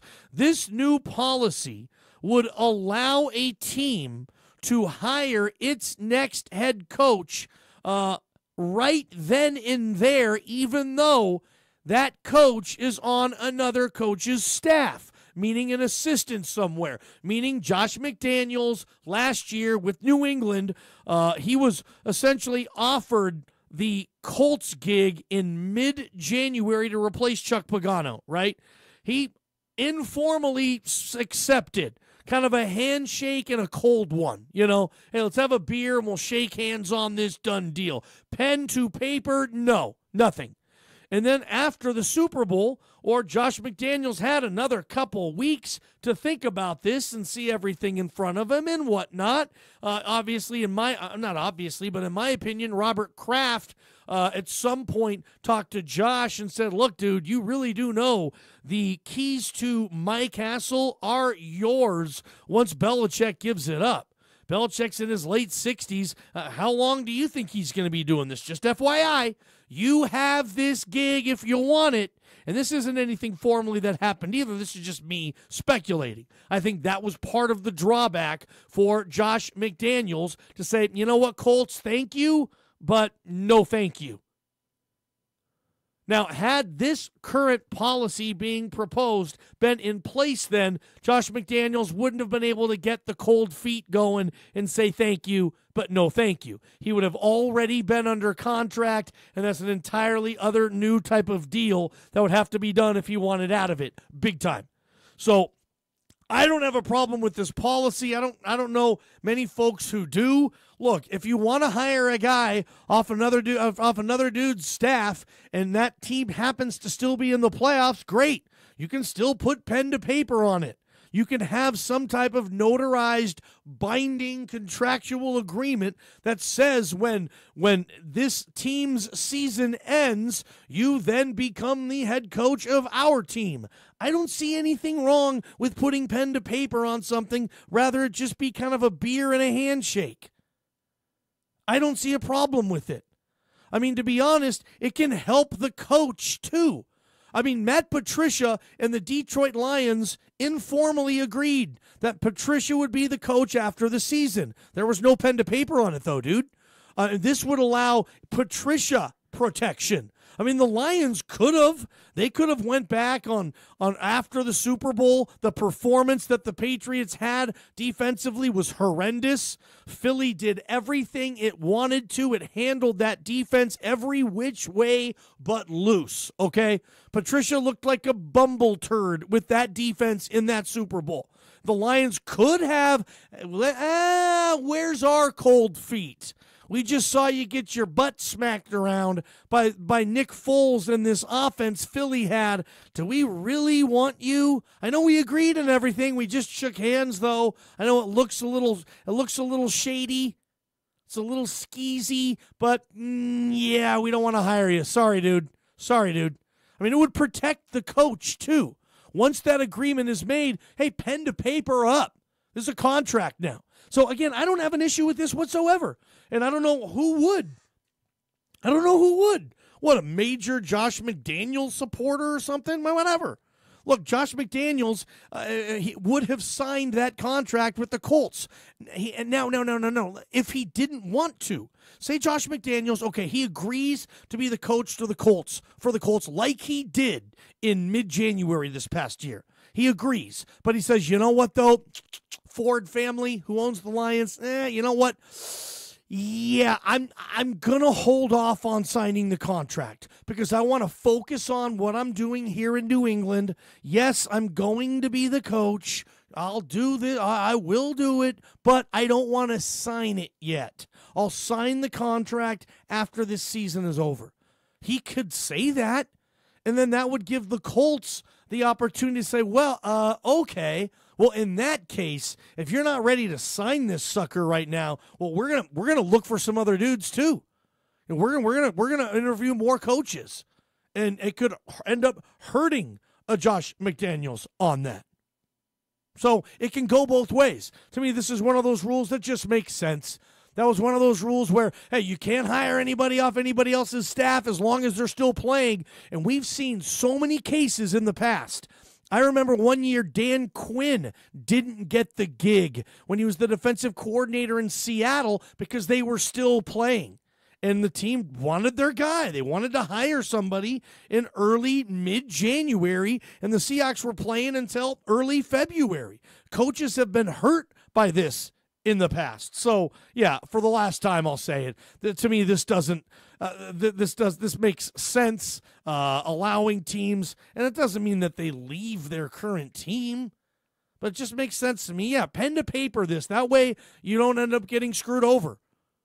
Like, we have a binding agreement. The only reason Josh McDaniels was able to get out of that the way he did is because the league didn't allow him to sign his signature accepting the position. Had the league allowed him, McDaniels probably would have signed it, and he'd be the coach of the Colts right now. Even after getting cold feet, he would have been like, well, crap, I already signed it. What am I going to do about it now? Yeah, you signed the agreement. So, yeah, don't have an issue with it. That's a proposal in regards to the new coaching hiring policy that's being discussed with the NFL Competition Committee. A couple other proposals. If you just want to geek out on some of this stuff, here's a couple other things, okay? They've talked about, and this is another thing that to me goes without saying, it only pertains to those who play the ponies, gamblers. This is it. This is going to eliminate the requirement that a winning touchdown at the end of regulation or overtime end with an extra point, which is such a stupid thing. Remember last season, what game was it where the team had to run out there after they lost? Was it that Saints-Vikings game where the teams had to run out there and they had to kick an extra point that didn't mean anything? That was cheesy McGee, dude. So, yeah, get that out of there. If you win the game and it's over, you don't have to go for the PAT. Who cares? The game's over. There's no time left. It's sudden death overtime. You've just scored a touchdown, whatever the case may be. Now, in sudden death overtime, I don't believe you have to kick the extra point. But, right? It says here it will eliminate the requirement that a winning touchdown at the end of regulation or overtime to kick an extra point. So you won't not have to kick the extra point anymore. That's a stupid rule anyway. Again, it's really only for gamblers. You know, the spread is covered by the meaningless extra point or whatnot. That's really only a deal for gamblers. Another thing was making permanent the change that places touchbacks after kickoffs on the 25. I didn't realize that, but that rule was still under trial. That wasn't a set rule. I'm sure now it will be because kickoffs are bad. Nobody wants a kickoff. Get the ball at the 25. And teams, in my opinion, it used to drive me crazy when even Tyler Lockett, who's one of the better kick returners in the league, when he runs a kick out of the end zone. What are you doing? What are you doing? Just take a stinking knee and get the ball at the 25. Most cases, kick returners don't get to the 25 anyway, and there's always the chance for a penalty or an injury or a turnover or multiple, right? Just sit on the stinking ball and get it at the 25. I have no problem with that whatsoever. Now, don't they have a rule they're trying to put in that you can fair catch it inside the 5-yard line on a kickoff and get the ball at the 25? Some cheesy Sullivan rule like that? Anyway, what's another one? Proposal. This proposal is from the Redskins and the Chargers.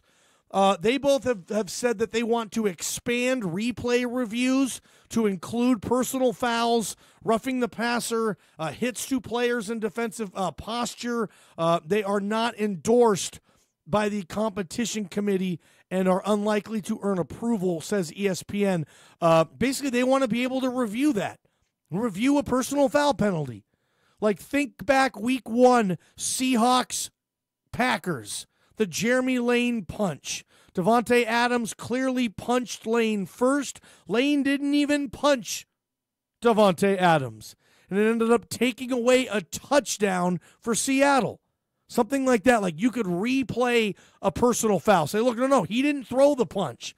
I don't have a problem with that either. I know it doesn't exactly fall in line with speed the game up, but if you have a personal foul or, hey, roughing the passer, I don't know, seems like a judgment call, okay? Player in a defenseless position gets drilled, usually a judgment call too. But if we get to the point where you're throwing flags on roughing the passer penalties, I don't know. I've said it before, I'm saying it again. The only penalty that I want to be able to challenge is pass interference because it's such of a bang magnitude, right? It happens so stinking fast. And I don't blame officials for blowing a PI call. A lot of times it's a big moment in the game. The crowd's all waving. Hey, throw the flag, throw the flag. The receiver's whining and moaning. And sometimes, dang it, the ref just acts on it and throws a stinking flag. And all it is, it's good coverage.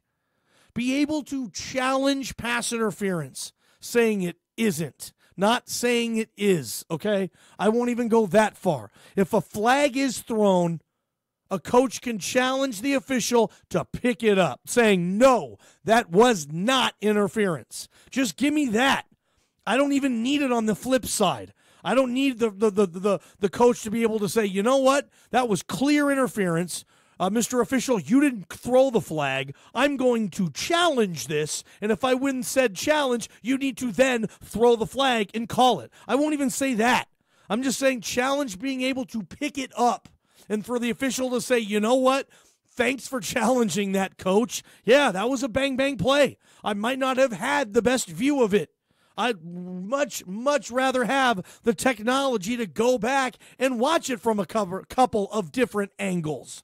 It's like that whole debate in baseball, and I don't want to go there too much, but the whole debate in baseball with ball and strike calls, a lot of baseball folk want to go to, basically robotic umpires. Okay, camera views determining balls and strikes, and the umpire behind home plate will have an earpiece, and he will be told ball or strike, and he follows what the earpiece says. And their argument is the viewer on television, okay, the jackhead who's watching the game from his couch has a better view than the umpire behind home plate. And what are we doing? And a lot of times in the NFL, the jackhead who's watching the game and watching the pass interference flag be thrown, and he or she is watching it, and they get 7 angles, 7 different shots to determine whether or not. The official, dude, he has to watch it live and make the call. He doesn't get the opportunity. He doesn't get the benefit of watching it in slow-mo or from a different angle. He doesn't get that, but the fans do. So it's not all the officials a yahoo. He has to make that call bang. While we get to sit there, crack open another beer, and watch it 4 or 5 times from 4 or 5 angles and be able to come up with a determination based on visual, slowed down, replayed evidence that the official, the dude responsible for making the call, doesn't have. To me, that doesn't make sense. Give the official as much stinking technology that he needs. There's been major technological advances within football the last 30 years, absolutely. But for some reason, pass interference is still in the flipping Stone Age, and I don't get it. It's the biggest penalty in the league. It's a 70-yard penalty sometimes, a 40-yard penalty sometimes. And you know what? Some of those times, it shouldn't even be called.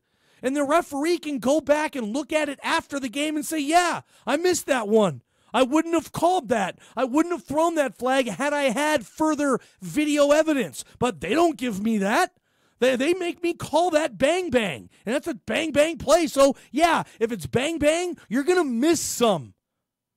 You're going to. So I just, come on, Cletus. Clean it up.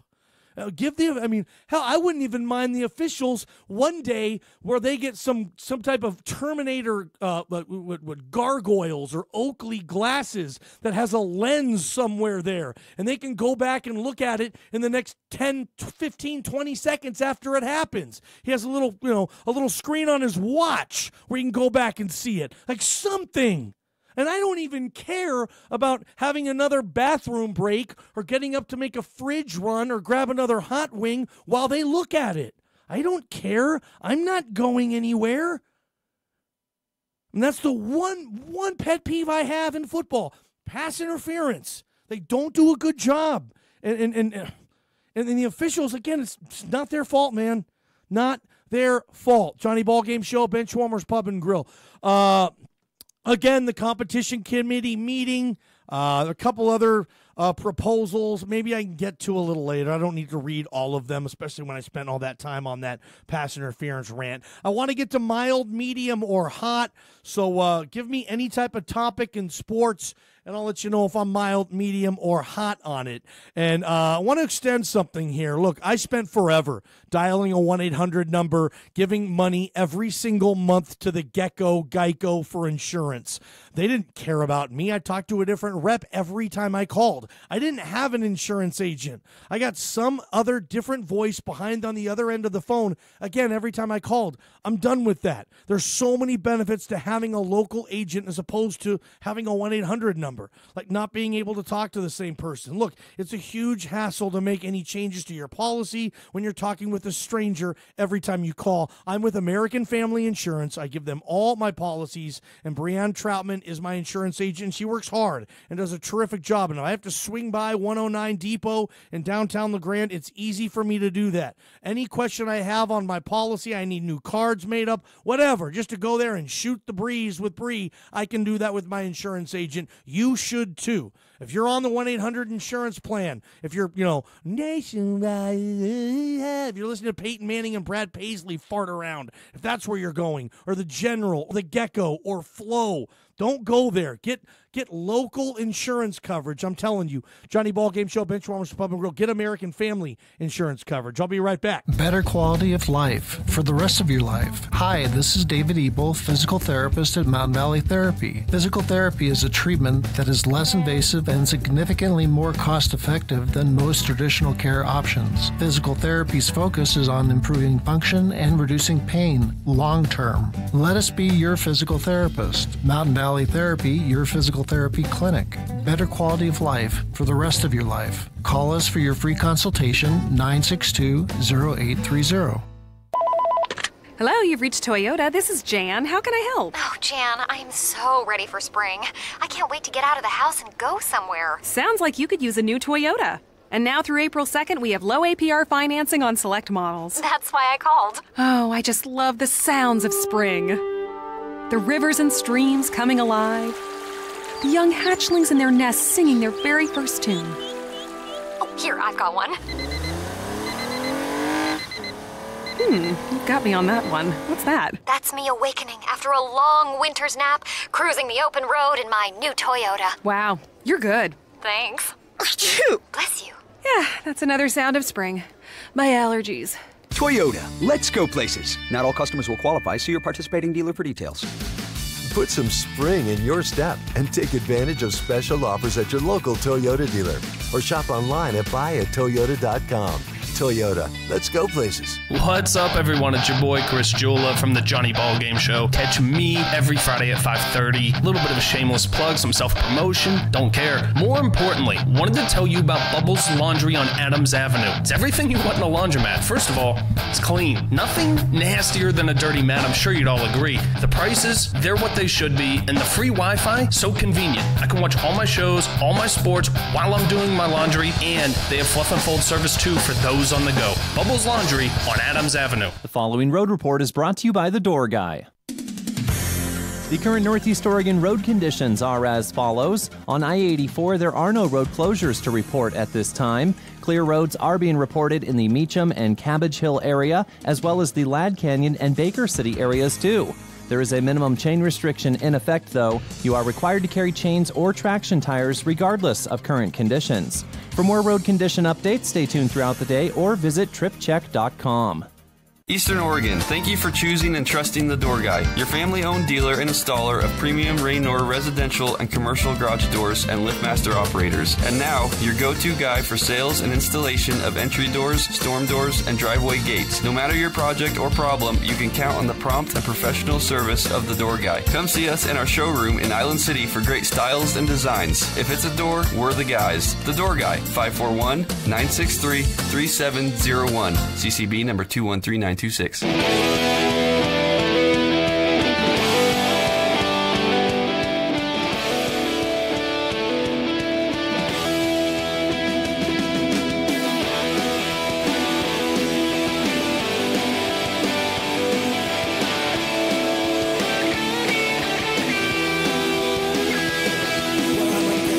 Welcome back. Friday edition of the Johnny Ballgame Show, Sports Talk Radio. Glad you are with us. Brought to you by Benchwarmers Pub and Grill. Call me on the Baker City Gold and Silver Hotline, 541-963-4122. You can email me, johnnyballgameshow@gmail.com, Goss Motors inbox, and always loving to read your text messages. That number, 541-962-7700. We call it the Northwest Furniture and Mattress text line. Playing a game. We've played one of my cheesy little games. We've played one every day this week. And I don't know, just that time of year, there's a lot of roundabout topics. Basically, my strategy is this, okay, when we do our little game time segment. I try to sum up like a lot of the secondary issues kind of going around in sports where we can condense all that stuff instead of maybe giving it its own segment. We turn that sucker into a game. So we're able to talk about a different wide range of, I don't know, B-side sports topics, if you will, and we can put that together. Today, mild, medium, or hot. Let's fire it up and get those in. Email or text me any topic in sports where you think I might be mild, medium, or hot in regards to it. Would appreciate some coming in. Don't be shy. First one, Johnny, just the tournament in general. All right, so the 2018 NCAA tournament, I'll say medium. I admit I don't love all these upsets. Like, I filled out 3 brackets, and they all stink. Like, I kind of wish I still had a bracket that I could pay some attention to. I had to crumple my brackets up after NBC beat UVA a week ago tonight. I haven't looked at a bracket. So, no, I like it when, again, I like the Blue Bloods, man. I wanted Kentucky to win last night. I wanted Gonzaga to win last night. Look, I'm hoping that Kansas wins this current game against Clemson. That's close. I like the big-name teams playing in the big-name games. I didn't want UCF, right? I didn't want Central Florida in the 4-team CFP for football. I didn't. I liked Bama, Georgia. I don't care that they're in the same league. Those, I felt, were the best 2 teams. I liked seeing Oklahoma playing Georgia in that Rose Bowl game. Heck yeah, man. No, so I'm A-okay with that. Did not have an issue. And, yeah, the more big teams, the better. I don't care. I want to see Clemson in there again. Sure. So I'm medium on this tournament. I won't say mild because it has been fun. There's been a lot of last-second games. And you know what? Honestly, like, there is a cool factor in Loyola Chicago against K-State. There really is. I don't want to sound like I'm knocking it too much, but so I'll say medium. I'm medium on this tournament. Mild, medium, or hot, brought to you by Goss Motors. What's another one? This is a good one. Johnny, Michael Bennett is no longer a Seahawk when felony charges came down. Mild, medium, or hot? Well, this is a hot issue. And I know there's a lot of folks in the Seahawk community. Heck, you could maybe even say I was one of them, where you protect off the field jack sticks when they're on your team.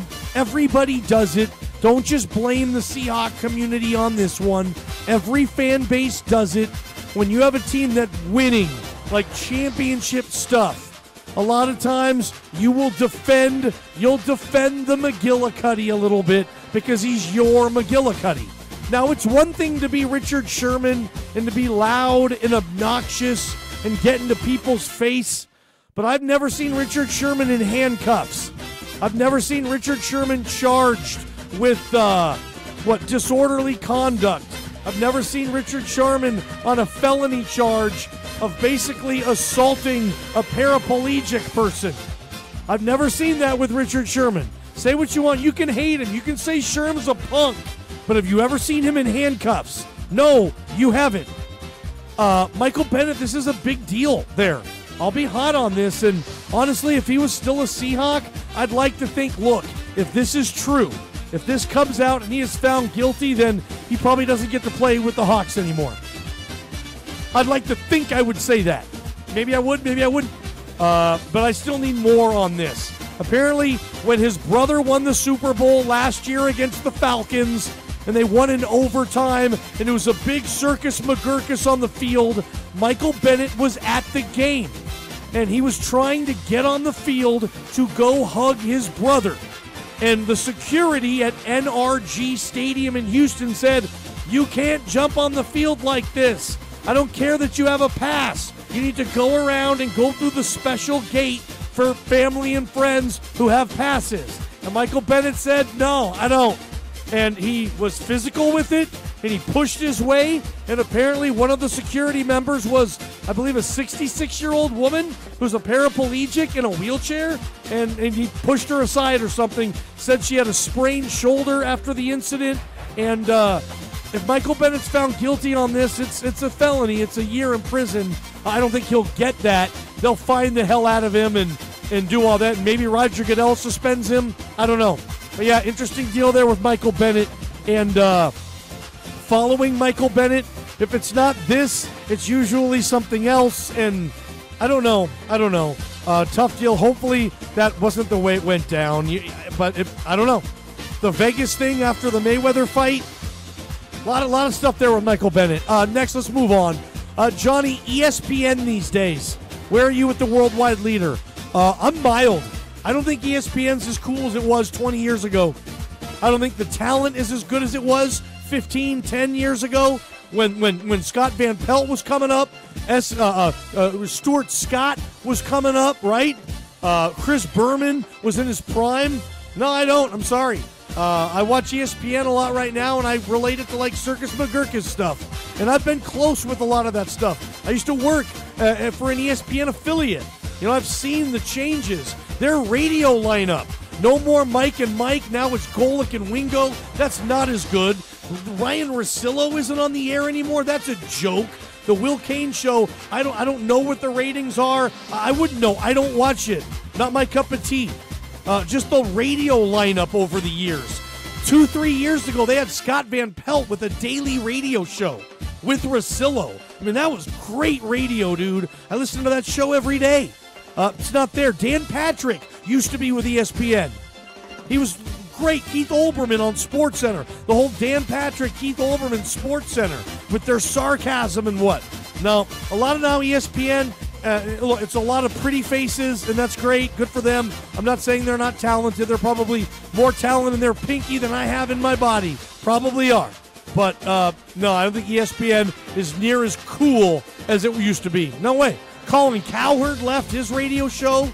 I mean, dude, they lose a lot of key players, and they just say, "Well, we're ESPN, we're the best because we're ESPN." And a lot of times I'm like, are you really? So no, I'm mild on ESPN. What else we got? Johnny, Blazers Celtics tonight. Medium. I'd be hot had the Blazers beat Houston on Tuesday. I would have been hot on this if the streak was still going. I'm more nervous on this one. You know, I need the Blazers to win this stinking game, dude, right? We need a victory tonight at home against a beat-up Boston Celtic team. Go get it, Blazers. CJ, let's have a good night tonight, right? Right? Johnny, what do you think of Aaron Judge hitting leadoff for the Yankees? Mild. I mean, is Aaron Judge really going to hit leadoff? Is that what Aaron Boone's going to do here? I guess you get him a lot of at-bats that way. But, I mean, he's leading off a game. You know that he has one at-bat per game where no one is on base. I would rather hit Aaron Judge third, fourth, or fifth. I would like that first at-bat to come with, hopefully, a dude on a base somewhere. If Aaron Judge is hitting leadoff for me, I know that I have that first at-bat every game where there are no ducks on the pond, as Red Barber would say. The great Red Barber. I'd rather have Aaron Judge hit third or fourth where I'm thinking, look, on a good inning to start the game, I got a duck or two on the pond for him.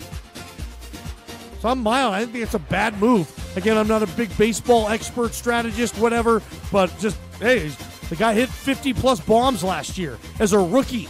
I'd prefer dudes on base pad, on bases when he's up. Man, I'm pumped, man. A week from yesterday, I'm at Safeco Field, Mariner opening day. Pumped up. Johnny Allen Hearns signing with the Cowboys. I said this earlier. I'm hot on this. Cowboy fan, this is a nice sign, and I think it spells the end of Dez Bryant, which, for the money, is a good move.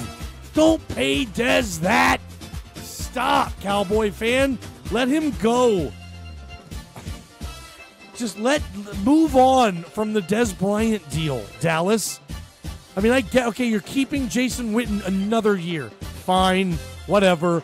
He costs a third of what Dez is making, and he's going into the Hall of Fame, and he's a captain, and he's done it the Cowboy way. I think all Cowboy fans would agree. Jason Witten's been someone where you'd be proud to buy your son or daughter a Jason Witten jersey. Sure. And maybe not so much Dez, for whatever reason it is. Off-field stuff, on-field tantrums and antics, whatever. Move on from Dez. Why are you still putting up with that? Ballgame Show, Benchwarmers Pub and Grill in Seattle. Sign Dez. Give him a low deal. Have him go to a good team, play with Russell. They could use him in the red zone. Yeah, go for Dez, Seattle. Get him at 1/5 of the price. Mild, medium, or hot. Johnny Ballgame Show, Fridays. I love ya. That segment brought to you by MJ Goss Motor. Don't forget, Goss Motors features a full-service body shop. Brian and the crew back there, they do free estimates. They repair all makes, all models. They work with all insurance companies, and they'll return your car to pre-accident condition. So if you get in an accident and you need your car worked on, remember, whether you bought it from Goss or not, they will fix it and not charge you an arm and a leg. Goss Motors, great service department. We'll be back.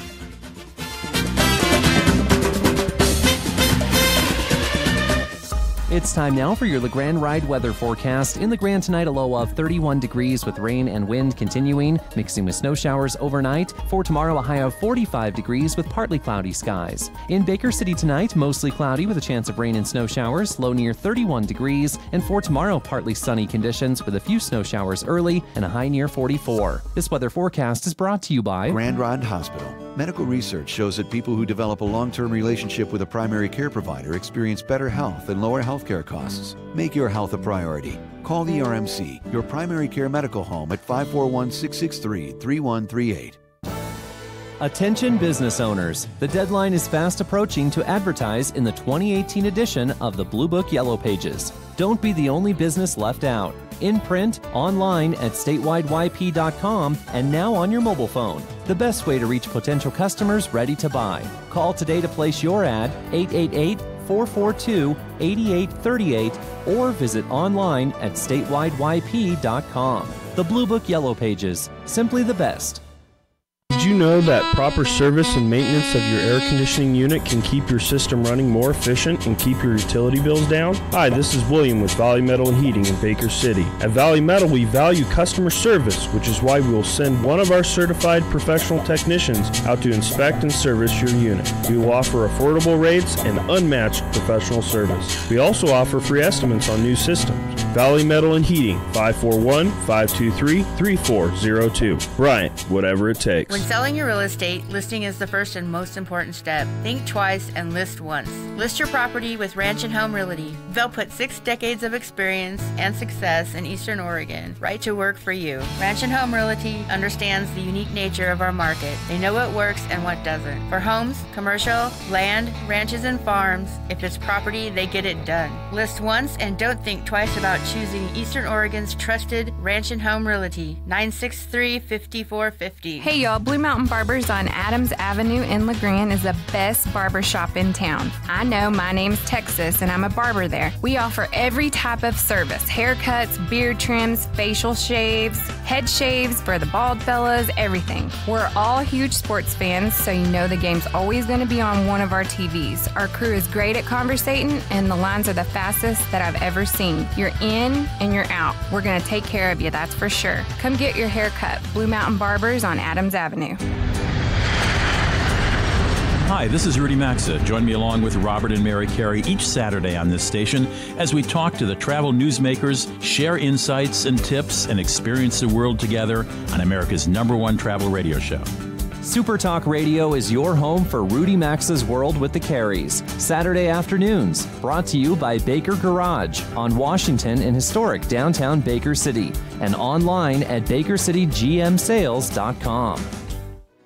It's time now for Community Calendar Update. Every Monday through Friday, the Community Connection Senior Dining Center in Baker City serves up lunch at 11:30 a.m. There is a suggested donation of $4.50 for persons 60 and over and a cost of $6.25 for persons under 60. Stop by Community Connection of Baker County, located at 2810 Cedar Street in Baker City, to take a look at the menu and see what else is offered. The American Legion Post 43 in LeGrand holds bingo Thursday evenings, with early bird games starting at 6 and a second session beginning at 7. The public is welcome to come down to 301 Fur Street in LeGrand each week to participate. Refreshments will also be served, cash only please. Every Friday morning from 9 a.m. until noon is the Free Children's Clinic in LeGrand. Appointments are requested. For more information, please call 541-663-3150. This community calendar update is brought to you by Claudson Sew and Soak. Hot tub sales and service for over 30 years. Great tubs, great deals, and ultimate relaxation.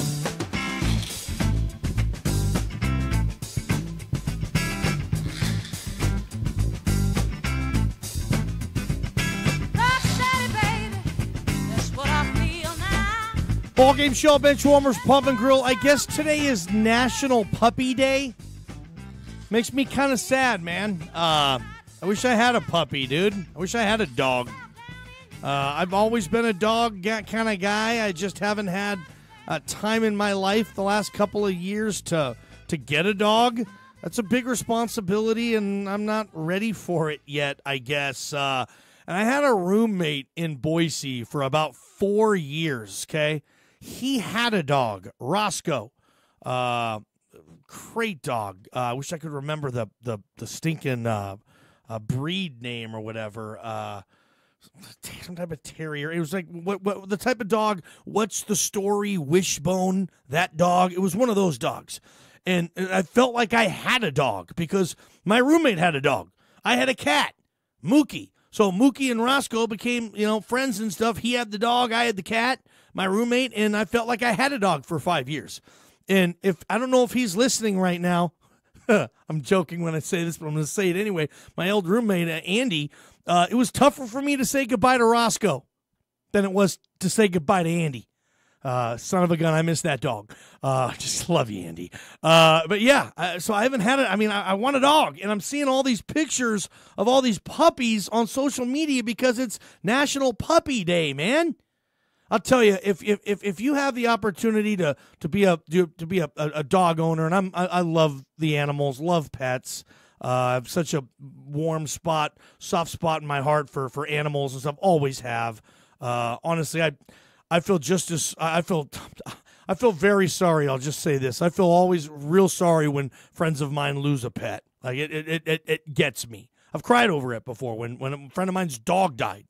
Not like a son or daughter or a human, obviously, but I've shed tears when my buddies or my family members' dogs have passed away or when they've had to put their dog down. I remember when my parents had to put our dog down, Maggie. It's a shepherd mix. And she made it about 13, 14 years, which I guess is a decent expectancy for a German Shepherd. Her joints just got awful, and it was just painful for her to walk around. She couldn't really do anything anymore. So my folks at the time made the decision to put her down, and that was just I won't cry right now talking about it, man. That was a rough day for my mom and my dad having to put that dog down, man. And I was living in Moscow. So, I mean, I was lucky that I wasn't there. My aunt came to pick Maggie up because my dad just couldn't do it, man. He wasn't going to be able to take her to the vet and say goodbye like that on a table. And my mom wasn't going to do it either, man. So my aunt had to come up, and she drove, and she had to pick Maggie up, and she took Maggie to the Humane Society. And I remember just on the other end of the phone talking to my mom that day, like, it was tough, man. I'm crying about it right now. It was 12 years ago. Like, it's tough losing a pet, man. And hell, I don't know what the hell I'm going to do when I lose my stupid little cats that I have in my house right now. I'm going to lose it, man. But yeah, National Puppy Day, man. It's a tough one, man. Losing pets, man. But yeah, all those cute pets around there, dude. If you have an opportunity to adopt one and give a good home to a puppy or a kitty or whatever the hell, don't get a ferret. Stay away. Don't get a chinchilla. I never understood the ferret love, dude. Ferrets freak me out, man. They're all long and like slimy. Like, a friend of mine had a ferret growing up, and I didn't go to his house very often because he had a ferret. It like creeped me out a little bit. Like, oh, you have a ferret. What even is a ferret? Is it a rodent? A varmint? Like, where the hell is a ferret? I mean, they're nice. They're nice creatures. Like, I mean, but I mean, man, dude, yeah, I had a ferret and it freaked me out. I was like, dude, just get a cat, man. Get a dog. You can't take a ferret for a walk. I mean, and they make those weird noises. You mean stinking ferrets, man. National Puppy Day. Enjoy it. Northwest Furniture and Mattress. It's your first stop for quality. They have a great selection of American-made furnishings, leathers, fabrics. You can get the right color. You can get the right fabric. I'm talking full-length sofas all the way down to love seats, end tables, and their sleep section, man. Their sleep center, easily the best in northeastern Oregon, and I don't even think it's close. If you're ready to buy that next bed, or you have a son or daughter who's ready to get maybe a bigger bed going, go see Shawn Daggett. Get to Northwest Furniture and Mattress. It's family-owned and your first stop for quality. I want to talk a little bit about the Seattle Seahawks off-season choices they've made. I'm kind of looking at the clock, and I'm up against it a little bit. I still wanted to pay my respects to a couple of legendary sports owners that we lost this year. So I'm thinking what I'm going to do is I'll just try to condense those this hour. So let me play commercial catch-up. I'll catch you in about 2.5 minutes. Love ya. Here's an important healthcare announcement from My Hearing Centers about their latest technology, Signia NX. My Hearing Centers is looking for people to test drive the best-sounding, most convenient hearing aids ever. Using revolutionary dual processors, Signia NX has the most advanced soundscape processing in the industry, giving you superior speech understanding, especially in noise. To participate, you must call 541-663-4772. If you or a loved one is having difficulty hearing, or if understanding speech is becoming difficult, you are needed to try these innovative devices. Schedule an appointment today, and you'll be given the opportunity to try this first ever natural-sounding new technology right in their office. Try before you buy. What a great concept, exclusively at My Hearing Centers. Call and book your free hearing evaluation and free trial in one of their many convenient locations with absolutely no fee or commitment. Don't wait. Call 541-663-4772. Allstate Insurance and Pacific Empire Radio are proud to sponsor Arts for All. This year marks the 31st annual event, April 20th and the 21st at the Blue Mountain Conference Center in La Grande. Art Center East hosts 25 educational art stations featuring the widest variety of mediums and styles under one roof. Day 1 is dedicated to children and adults that are specially abled. Day 2, Saturday, open to the public. Mark your calendar for this free, festive event and celebrate the arts for our community. Arts for All, artscentereast.org. The following road report is brought to you by The Door Guy. The current Northeast Oregon road conditions are as follows. On I-84, there are no road closures to report at this time. Clear roads are being reported in the Meacham and Cabbage Hill area, as well as the Ladd Canyon and Baker City areas, too. There is a minimum chain restriction in effect, though. You are required to carry chains or traction tires regardless of current conditions. For more road condition updates, stay tuned throughout the day or visit tripcheck.com. Eastern Oregon, thank you for choosing and trusting The Door Guy, your family-owned dealer and installer of premium Raynor residential and commercial garage doors and LiftMaster operators. And now, your go-to guy for sales and installation of entry doors, storm doors, and driveway gates. No matter your project or problem, you can count on the prompt and professional service of The Door Guy. Come see us in our showroom in Island City for great styles and designs. If it's a door, we're the guys. The Door Guy, 541-963-3701. CCB number 213926.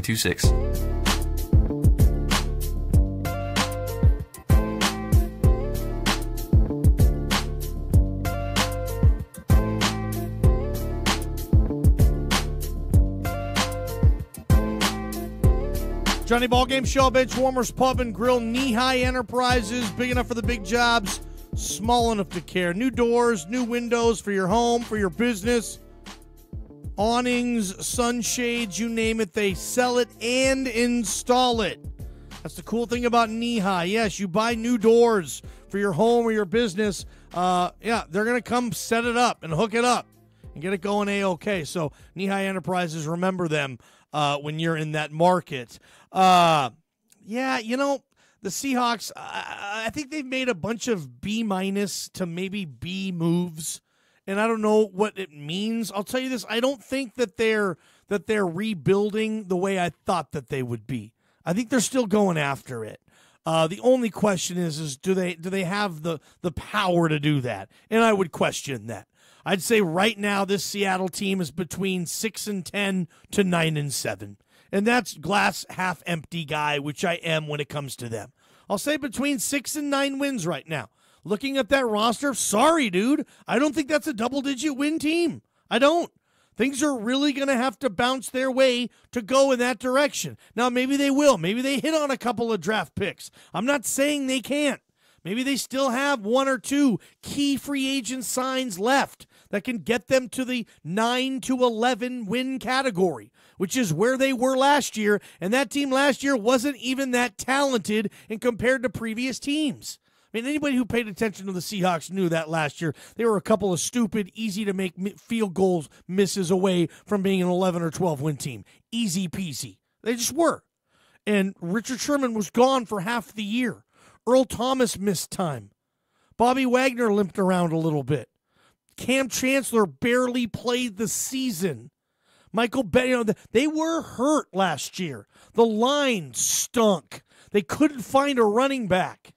Yeah, they weren't that good. They weren't that talented. They're not that far off from being like that next year. And like that, I mean a team that could still win 10 games. Russell's going to be tough to beat. Don't think Russell Wilson's going to sit there and say, oh, yeah, we're rebuilding 6-10. Not going to happen.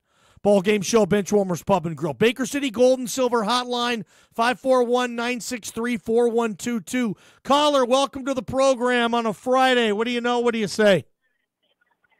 What's up, Johnny? Listen to you on 1490. You're on 1490 today, huh? You traveling to Boise or something? That's exactly what we're doing.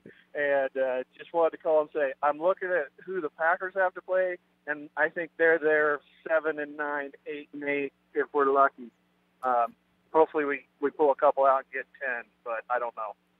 Really? Yeah, okay. Yeah, I think with Aaron Rodgers and what the Packers are doing, I think 9 to 12 wins. I'd put them in that market there. I think they're the favorite to win that division. Okay, maybe not.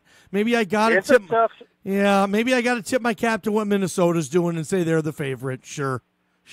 And we got to play the West. We go to Seattle, and we got to play the Rams, and now possibly a decent Niner team. Yeah, that's tough. That's a good division again. Sorry, like the Cardinals are the only crappy team in that division, and they have good players. So they got some weapons, man. Here's the thing with the Packers. If you give me a game, say it's Sunday night, and I'll even put the game in Minnesota, But if Aaron Rodgers is healthy and it's Packers-Vikings, it's like I'm always going to take Rodgers, right? Yeah, he's going to come out swinging. I just He's never gonna do want to everything pick he can against to win. him. Yeah, I just never want to pick against that guy, man. I just can't. But I'd say the Packers are probably in better shape than the Hawks, but we'll see. It's going to be an interesting year, man. Like, usually in the NFL, if you win the Super Bowl, it doesn't mean that you run the whole league the next year. So I'm curious to see what Philly's going to do. You know, I don't know if Philly's going to come out and win 14 games. We'll see, right? Yep, it'll be crazy. It'll be fun. Yeah, I'm ready, man. NFL Draft Day. You're hosting the show with me at Benchwarmers, right, Caleb? Yes, I'm doing it. Dude, I already started researching. Dude, I need you to. Good. You know I will. Appreciate. No, I know you. You'll bring it, man. We're at Benchwarmers on that Thursday. Appreciate you, man. Hey, travel safe to Boise this weekend. Have a fun time, man. All right, man. I'll try to call you from the Rocky Steps or something. Appreciate you. Please do. He's going. He's on 1490 AM KBKR. Coming in, hopefully decently clear. Appreciate the call there.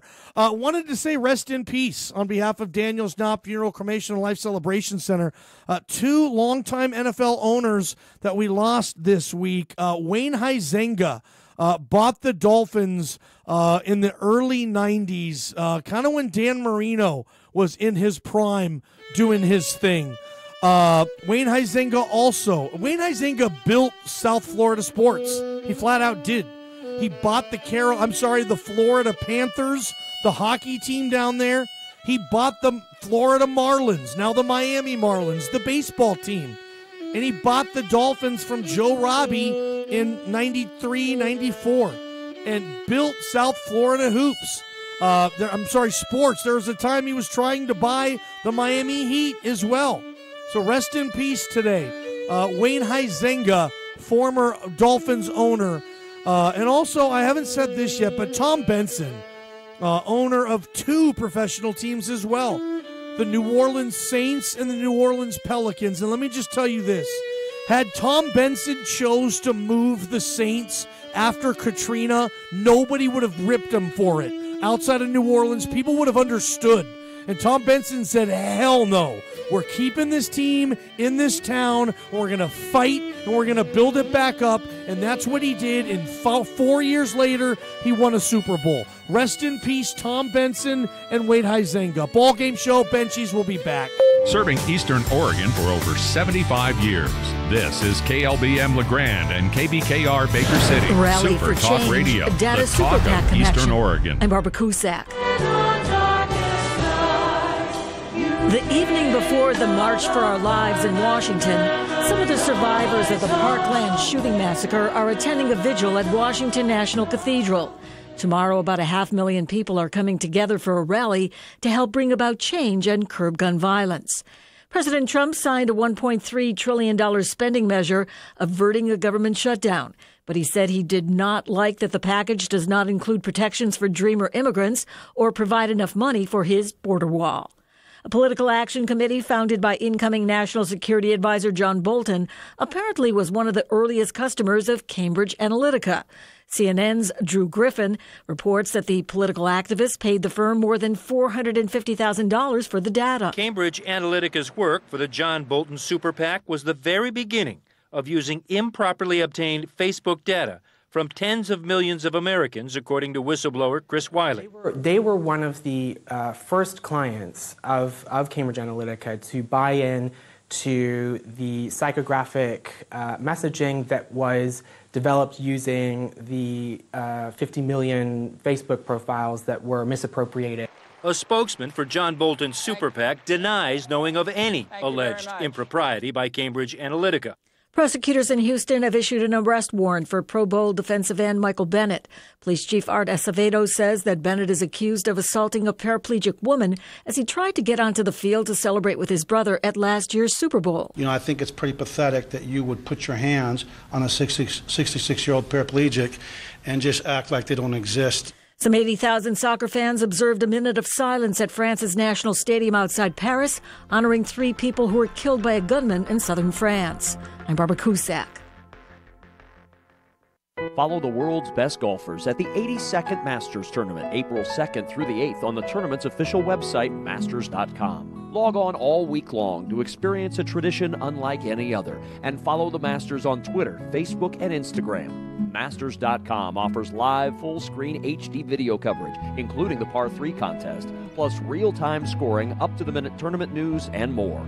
Masters.com, your official online source for the 2018 Masters.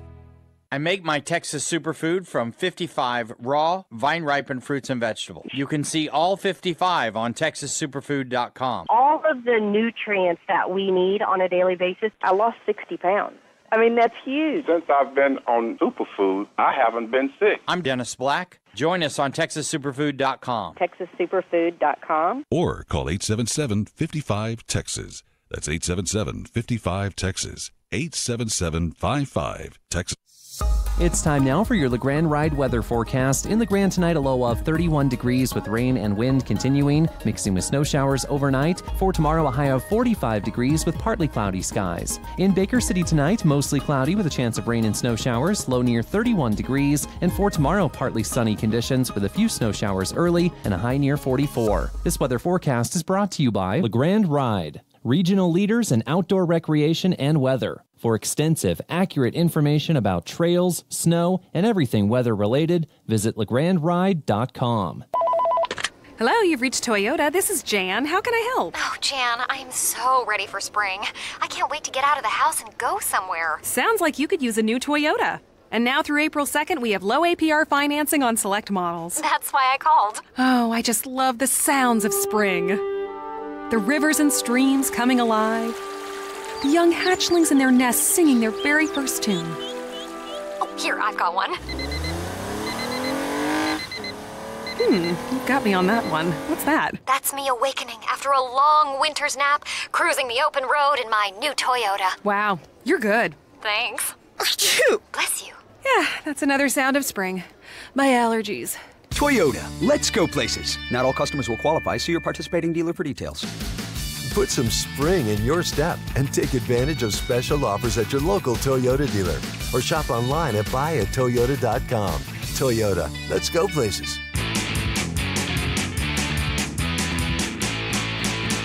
Take me out to the ball game. Take me out to the crowd. Buy me some peanuts and Cracker Jacks.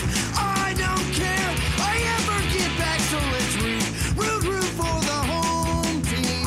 They don't win, it's a shame. 1, 2, 3 strikes, you're out at the old ball game.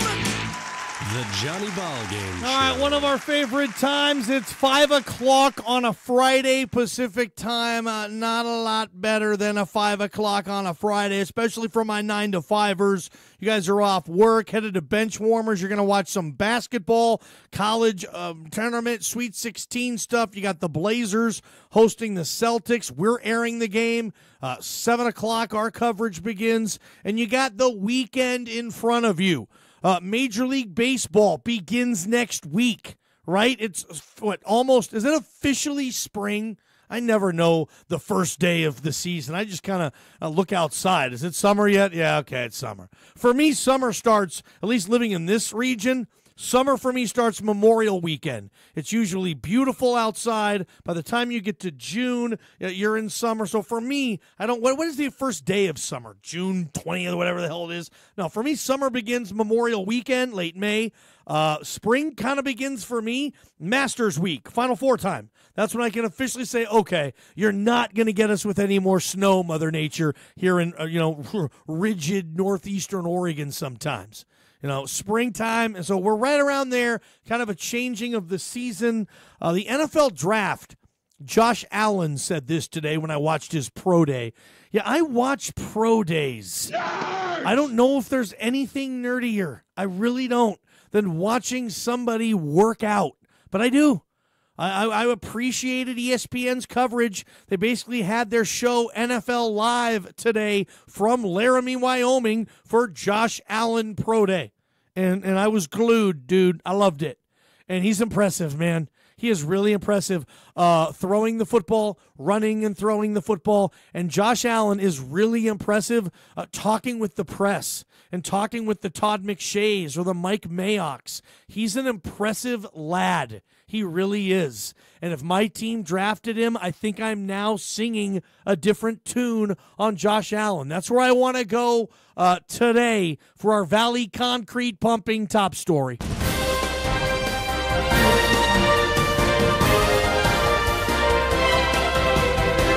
Yeah, Josh Allen, Wyoming quarterback, pro day. Has been a tough egg for me to crack. He just has. He didn't dominate college football. Not his junior year, not his sophomore year. His sophomore year at Wyoming, they did go to the Mountain West Championship game, where he didn't play very well. Boise State had a down year that year. Wyoming goes. Boise didn't, and he wasn't all that impressive. I've never seen a college game really, first quarter all the way to finish, where Josh Allen blew me away. If you have that, email or text me the tape. Tell me the footage. I'll go on YouTube. I'll find it. Text me a game where Josh Allen blew you away. Because for me, he just never did. And the workout warrior, that's great. I know he looks great in spandex, and he can really throw the ball a country mile. And he's a good kid. Just hear him on the interview front. He's humble. You know, he can tell he's an intelligent kid. You just can. And the type of kid you'd want to root for. Honestly, the type of kid that you'd want quarterbacking your team. But he completed career 56% of his passes. We're in an era where the Heisman winner, you know, Baker Mayfield, we live in an era right now where if you're going to win the Heisman as a quarterback and you're going to operate these intense offenses, Baker Mayfield this year had a completion percentage of 70, almost 71. Okay? Josh Allen, 56. Baker Mayfield, I know they don't play any D in the Big 12. None. But I'm not going to sit here on this radio show and say that they play better D in the Mountain West than they do in the Big 12. At least in the Big 12, you're playing against teams that you would think have 2 or 3 guys drafted or NFL prospects every defense every week, and you don't see that in the Mountain West week to week. And Josh Allen didn't dominate college football. I would have liked him to. 16 touchdowns, 6 interceptions. Like, he wasn't even all league Mountain West. Now, I get it. I understand. It's more than that. He looked terrific today, man. I mean, I get it. He's in spandex, in a sleeveless Under Armour, whatever, body suit fit thing. But, man, he throws that ball in such a pretty fashion, all lengths. He throws well on the run. He throws both sides, to the left, to the right. Like, he looked really good today. And I even heard Ryan Clark, the former Steeler Redskin safety who now works for ESPN, earlier today, before the workout, he didn't have Josh Allen in his top 5 for quarterbacks. He had Lamar Jackson ahead of him, okay? And after the workout, Ryan Clark said, you know what, I think he's number 1 for me. I mean, it's like that type of a jump. He looked that good at his workout. But for me, it just goes back to, you know, the workout warrior versus the guy who puts it together on game tape. And at least could I have a little bit of both, you know? And that's kind of where I am. You know, can I have a little bit of both? I mean, not every quarterback taken first overall works out. I mean, we can go Aikman, yes. Jeff George, no. Bledsoe, yes. Peyton Manning, yes. Tim Couch, no. Michael Vick, kinda. David Carr, no. Carson Palmer, yeah, kinda. Eli Manning, sure. Alex Smith, sure. Jamarcus Russell, hell no. Matthew Stafford, yeah, I think so. Sam Bradford, no. Cam Newton, yeah. Andrew Luck, yeah. Jameis Winston, I think so. Jared Goff, yeah, I think so. And those are just the guys who are taken first overall in the last 30 years. I just named them. I mean, it's still with even first overall. There's what in there? A 40% kind of, okay rate? I mean, for every, Cam Newton, there's going to be Steve Bartkowski. Where it just doesn't necessarily work out. So, and especially when the guy wasn't a great college player. He's got all the tools. Everything's there for him to be able to excel physically in this league. Everything is right there. Just accept the fact that, heck, he wasn't that good in college. His bowl game in frigid Idaho for the Potato Bowl against the Chippewas, Central Mitch, okay? Looked great in the first half. Second half, no, didn't look good. Senior Bowl, first half, meh. Second half looked great. Like, he does make throws, Josh Allen does, that makes you go, okay, I see it. I get it. I get why Todd McShay's been talking about this guy for over a year now.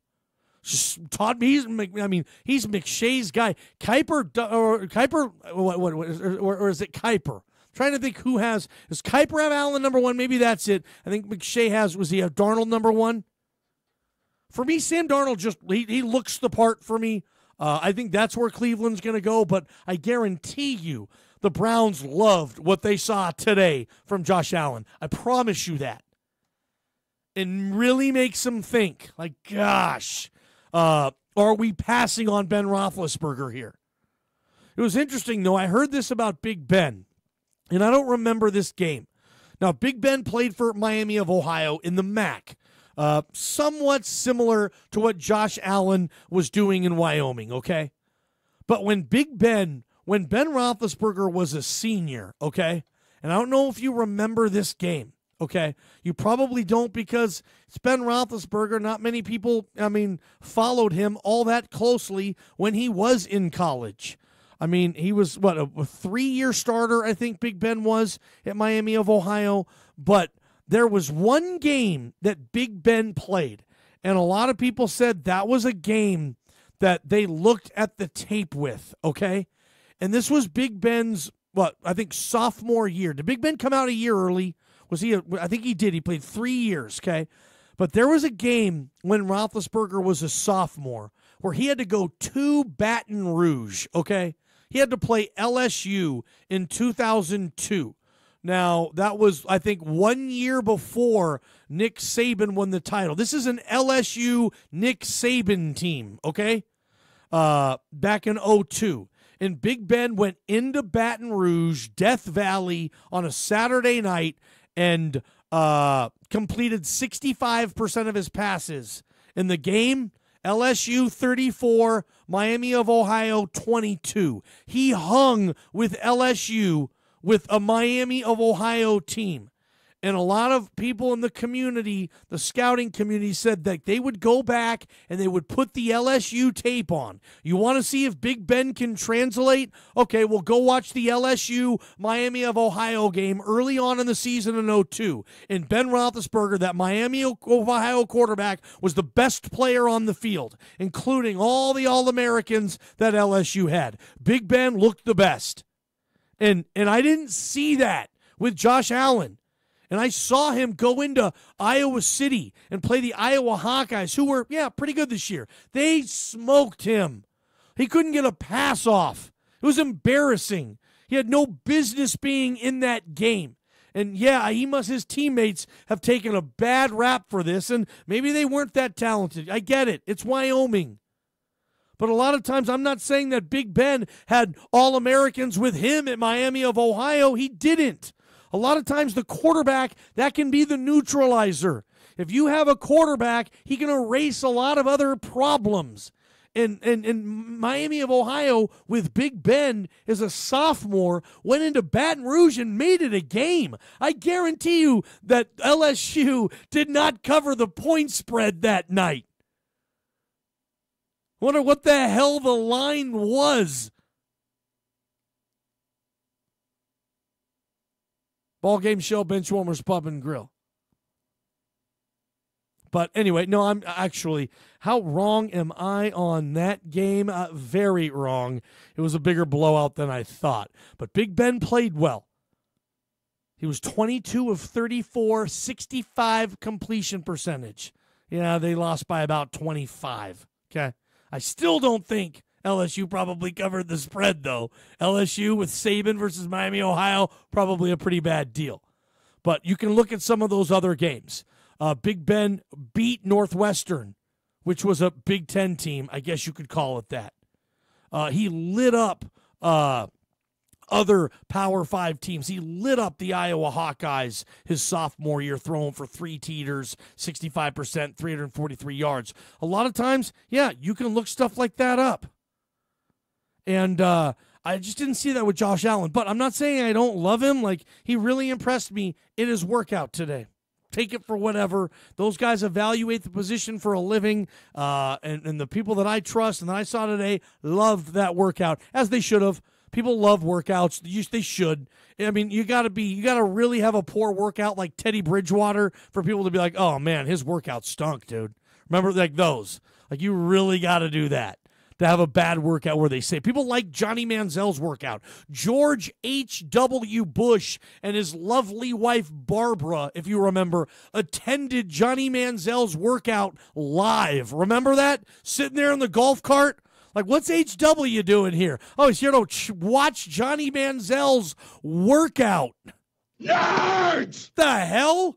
Yeah, that's how big Johnny was. He's got ex-presidents coming to watch him run around in underwear and throw the football in front of a bunch of scouts. That's how interested they were. Did H-Dub, did he go to A&M? I thought he went to Yale. Anyway, are they Houston guys? I don't know, close to A&M, I don't know, Call Station, whatever. But yeah, he had ex-presidents at his workout. That's when you know somebody's a star. When George H.W. Bush and his lovely Barbara we want to go to Johnny Manziel's workout. We want to go to his pro day. That's when you know somebody's a star. Ballgame Show, Benchwarmers Pub and Grill. But no, I think Josh Allen is going to go early. It wouldn't shock me if Cleveland takes him at 1. It wouldn't. God, what the hell does Cleveland do at 1? I mean, I'm on the record, they go quarterback. I know my boy disagrees with me. What's his name? I bet 2 pitchers and a shot of Fireball on this sucker at Benchies on draft day. I forgot his name already. What's that guy's name? Email or text me. I forgot him. Joe? Joe, what's his name? Are you listening? Text me. I forgot him. But he says Saquon Barkley goes 1. No question. I disagree. I don't think they take a running back at 1. They need to fix the quarterback thing, and I don't think they move forward with Tyrod. He's there to help and to make sure they don't go 1-15 or 0-16 this year. But they're going to go quarterback 1. But I don't know which quarterback that's going to be. I'd assume it's Darnold. But you know what? With the way Allen looked today, I wouldn't shock me if it's Josh Allen. Your Valley Concrete Pumping top story at 5 o'clock. Appreciate you. Johnny Ballgame Show, Benchwarmers Pub and Grill. What if you couldn't choose your job, your pet, or your doctor? Hi, this is David Ebel, physical therapist from Mountain Valley Therapy. We are honored to be your choice in physical therapy. We work with you and your healthcare provider as a team to customize and closely monitor your treatment plan to ensure you make steady progress and maintain results long after your physical therapy is complete.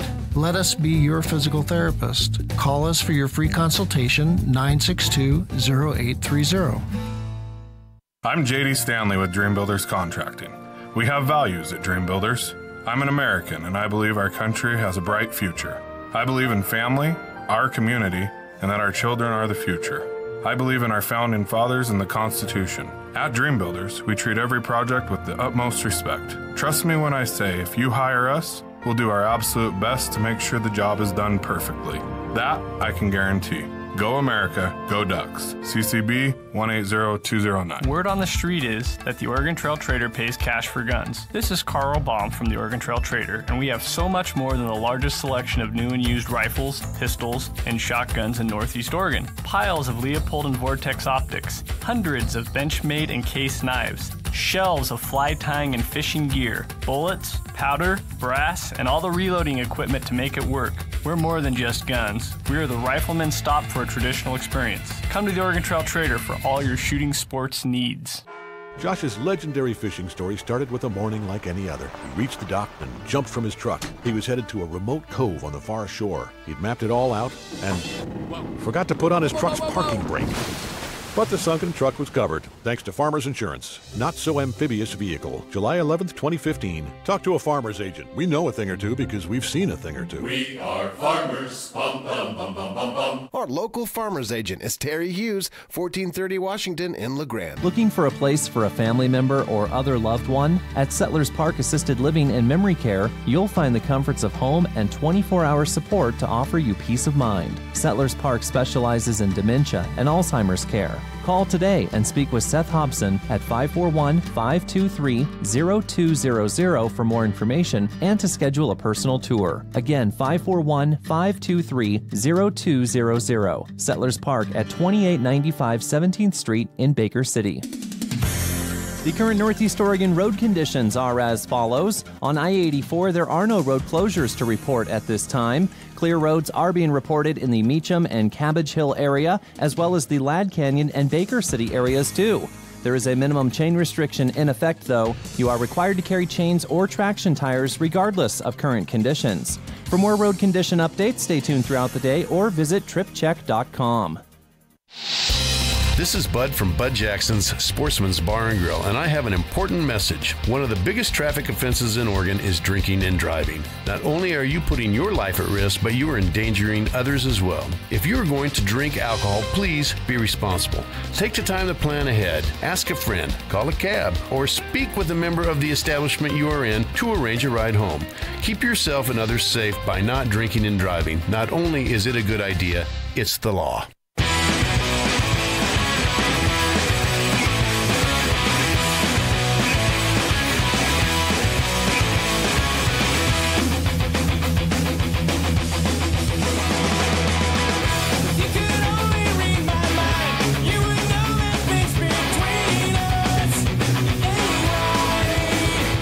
Welcome back, Friday, folks. Johnny Ballgame Show, Benchwarmers Pub and Grill.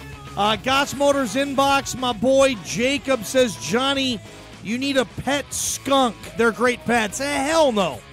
No way. Look, I'm not into the exotic pet thing. But get a dog, get a cat. I don't want a snake. I don't want a hedgehog. I don't want a chinchilla. I don't want a ferret. I don't want to adopt a baby squirrel and nurture it. Like, I don't want a raccoon, you know? I don't want any of that stuff. No, just a dog or a cat. Like, people with weird pets freak me out, man. You know, like, I saw a picture of a dude, honestly, this is crazy, okay? I saw a picture of a dude who had a deer on a leash, and he was walking with this deer. And I've seen a lot of videos of, you know, pet raccoons or bats or stinking like crocodiles and anteaters. Like, you have a pet anteater or a fox, right? What are those? What are that other type of fox called? Like a capybara, a capybara, or whatever they call it, a capybara, something. It looks like a little fox. Just get a dog, dude. And you don't trust. I mean, anyway, yeah, it'd be cool to have the monkey. I get it. If I could have a baby tiger, like Mike Tyson style, okay, maybe I'd do it. You know, Mike Tyson, when he was like in his mid-20s, late 20s, dude, this is pre-Robin Givens. Tyson had pet tigers, man. And he got them when they were really young. And, you know, obviously declawed them, defanged them, and Mike Tyson had pet tigers, dude. And the thing is, Mike Tyson's not worried about a tiger. If the tiger goes tiger, Tyson can go Tyson. And that's probably a pretty decent fight. You know, Tyson gives a kidney shot and then an uppercut. Shame on the tiger. But no, man. You know, hedgehogs, weird exotic pets. I don't want a pet raccoon. I'll just get a cat. I don't want a raccoon sleeping at the foot of my bed, even if I have trained it since it was a little. What's a baby raccoon? Just a baby raccoon. Nah, Don't need it. Let's see, Baker City Gold and Silver Hotline, 963-4122. We'll talk with my man, Chris Jula, for the Brett Jula Memorial College football conversation coming up. And we know how excited Jula's going to be. This is by far the most celebrating any Florida State fan has had when it comes to their basketball team. Honestly, since you had Bobby Sura, Sam Cassell, and Charlie Ward. That's the last time Florida State went to an Elite Eight game.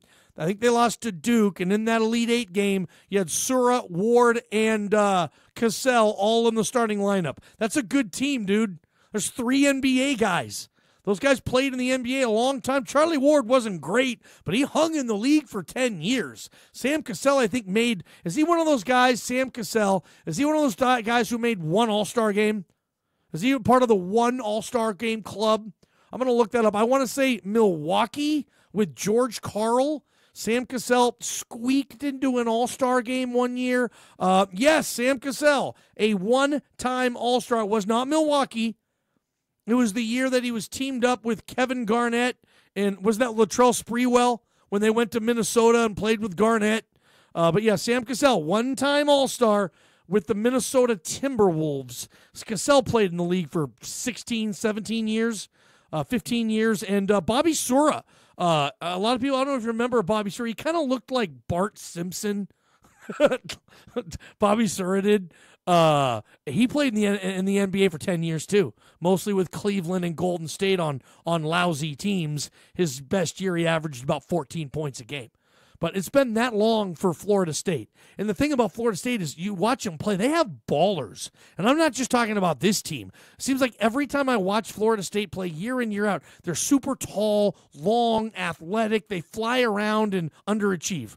You know, they fly around. It looks good. Florida State gets off the bus as well as anybody in the ACC. I promise you that. When you see that team get off the bus, you're like, shnikes. Then all of a sudden, okay, well, they lose to Boston College every year in basketball. Not just football, but that's starting to happen too. Ballgame show, Benchwarmers Pub and Grill. No, that's tomorrow night. Michigan, Florida State. Yeah, I know, big time, but it's not a football game. It's basketball. Winner goes to the Final Four. It'd be, FSU's first Final Four since, I think, Dave Cowens? In what was that, mid-70s? Late 60s? Has Florida State been to a Final Four? Again, it's way before my time. I barely remember that Charlie Ward team. And they were terrific. 3 NBA guards. They started them all, and good for them. But yeah, big stuff with Chris Jula coming up. He's going to love that stuff, so we'll talk about that. My boy JD disagrees with me on the pass interference situation in the NFL. He likes the spot foul. He's texting the program, what's next, Johnny? Robot referees. Yes, I'll take robot referees. Yes. Look, just get the call right. That's where I am. I don't like when people try to excuse it and say, well, human error is part of sports. I always try to say, well, why? Like, I like to challenge that. Why is the error for some yahoo missing a call? Why is that just, ho-hum, part of the game? Okay. Why? It shouldn't be. You shouldn't get calls wrong. Now, robot referees, how about this? There's a command center where the referees are, essentially. They have field refs because you need to separate guys, and you still have the field refs, whatnot. But you also have, eyes in the sky, drones, if you will, that have a much better view than the referees do. And the people that are watching the game through these drones have the ability to buzz a referee on the field and say, hey, holding on number 67. And it's a legit holding call. I'm just for getting the call right. Just for it. I'm okay with that. Baseball, get the call right. I don't like that I have a better view of home plate than the behind home plate umpire, but I do. And I'm on my lazy boy. And I can see the ball strike better than the ump because he's behind the catcher. And I have a better view because I'm in front of the catcher. It's a bad view. And I get it. Well, they've been playing since the 1800s. All right, so don't improve it. Yeah, I'm glad that wasn't the case. Otherwise, we'd still be on the Apple IIe. I'd still be playing my Commodore 64 or my Atari 2600. No. Let's not do better. What are you talking about? I'd still be on my Zach Morris cell phone. What do you mean? I'd still be going to AOL, having dial-up. You've got mail. What are you talking about? Get better. Improve. Why with sports it's like, no, we cannot improve on this. No, it is the way it is, and damn it, that's how it's going to be. That's not what we're doing in this country right now. We're moving forward, right? I would hope so. At least technologically, we always have been. But we can't interrupt officiating. That's the one thing that has to be back into the Stone Age. I don't get it.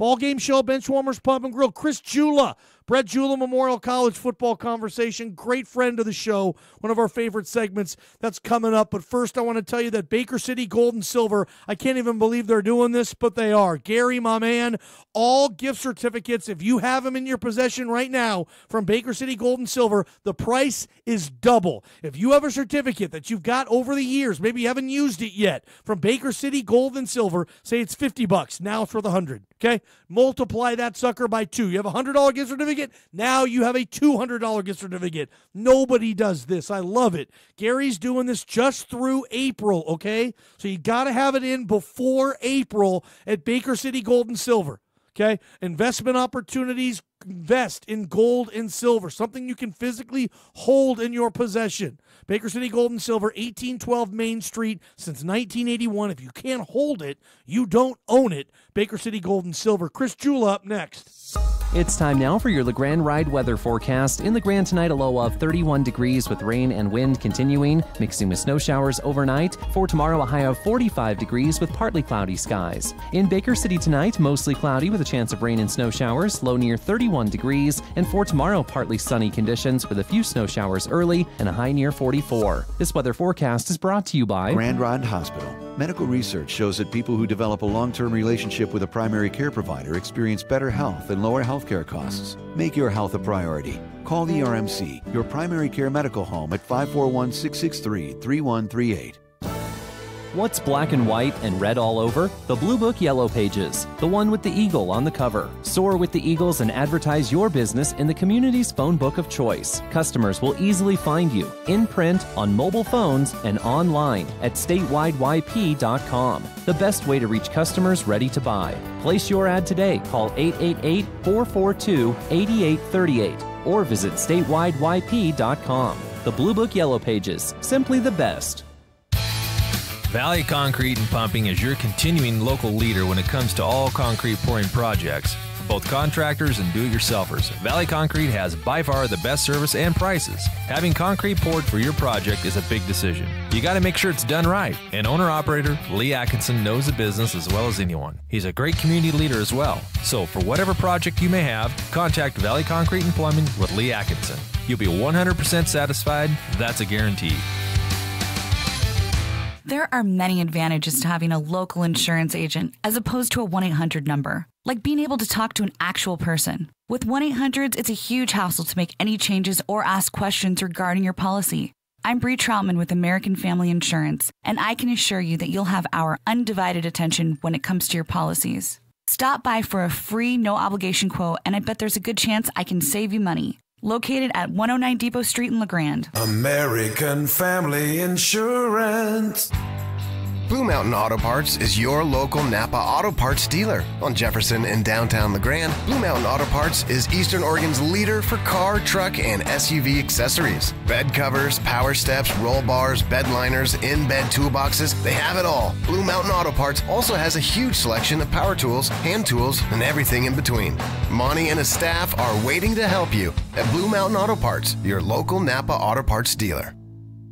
Tradio. Tune in every Monday through Friday, 7 to 8 a.m. as Cliff Turner hosts Union and Baker County's largest garage sale. Listeners, call and email Cliff with items they have for sale, and he puts their message on the air absolutely free. Tradio is proudly brought to you by My Hearing Centers. Try before you buy, exclusively at My Hearing Centers. Book your free hearing evaluation and free trial today. Call 663-4772. 663-4772.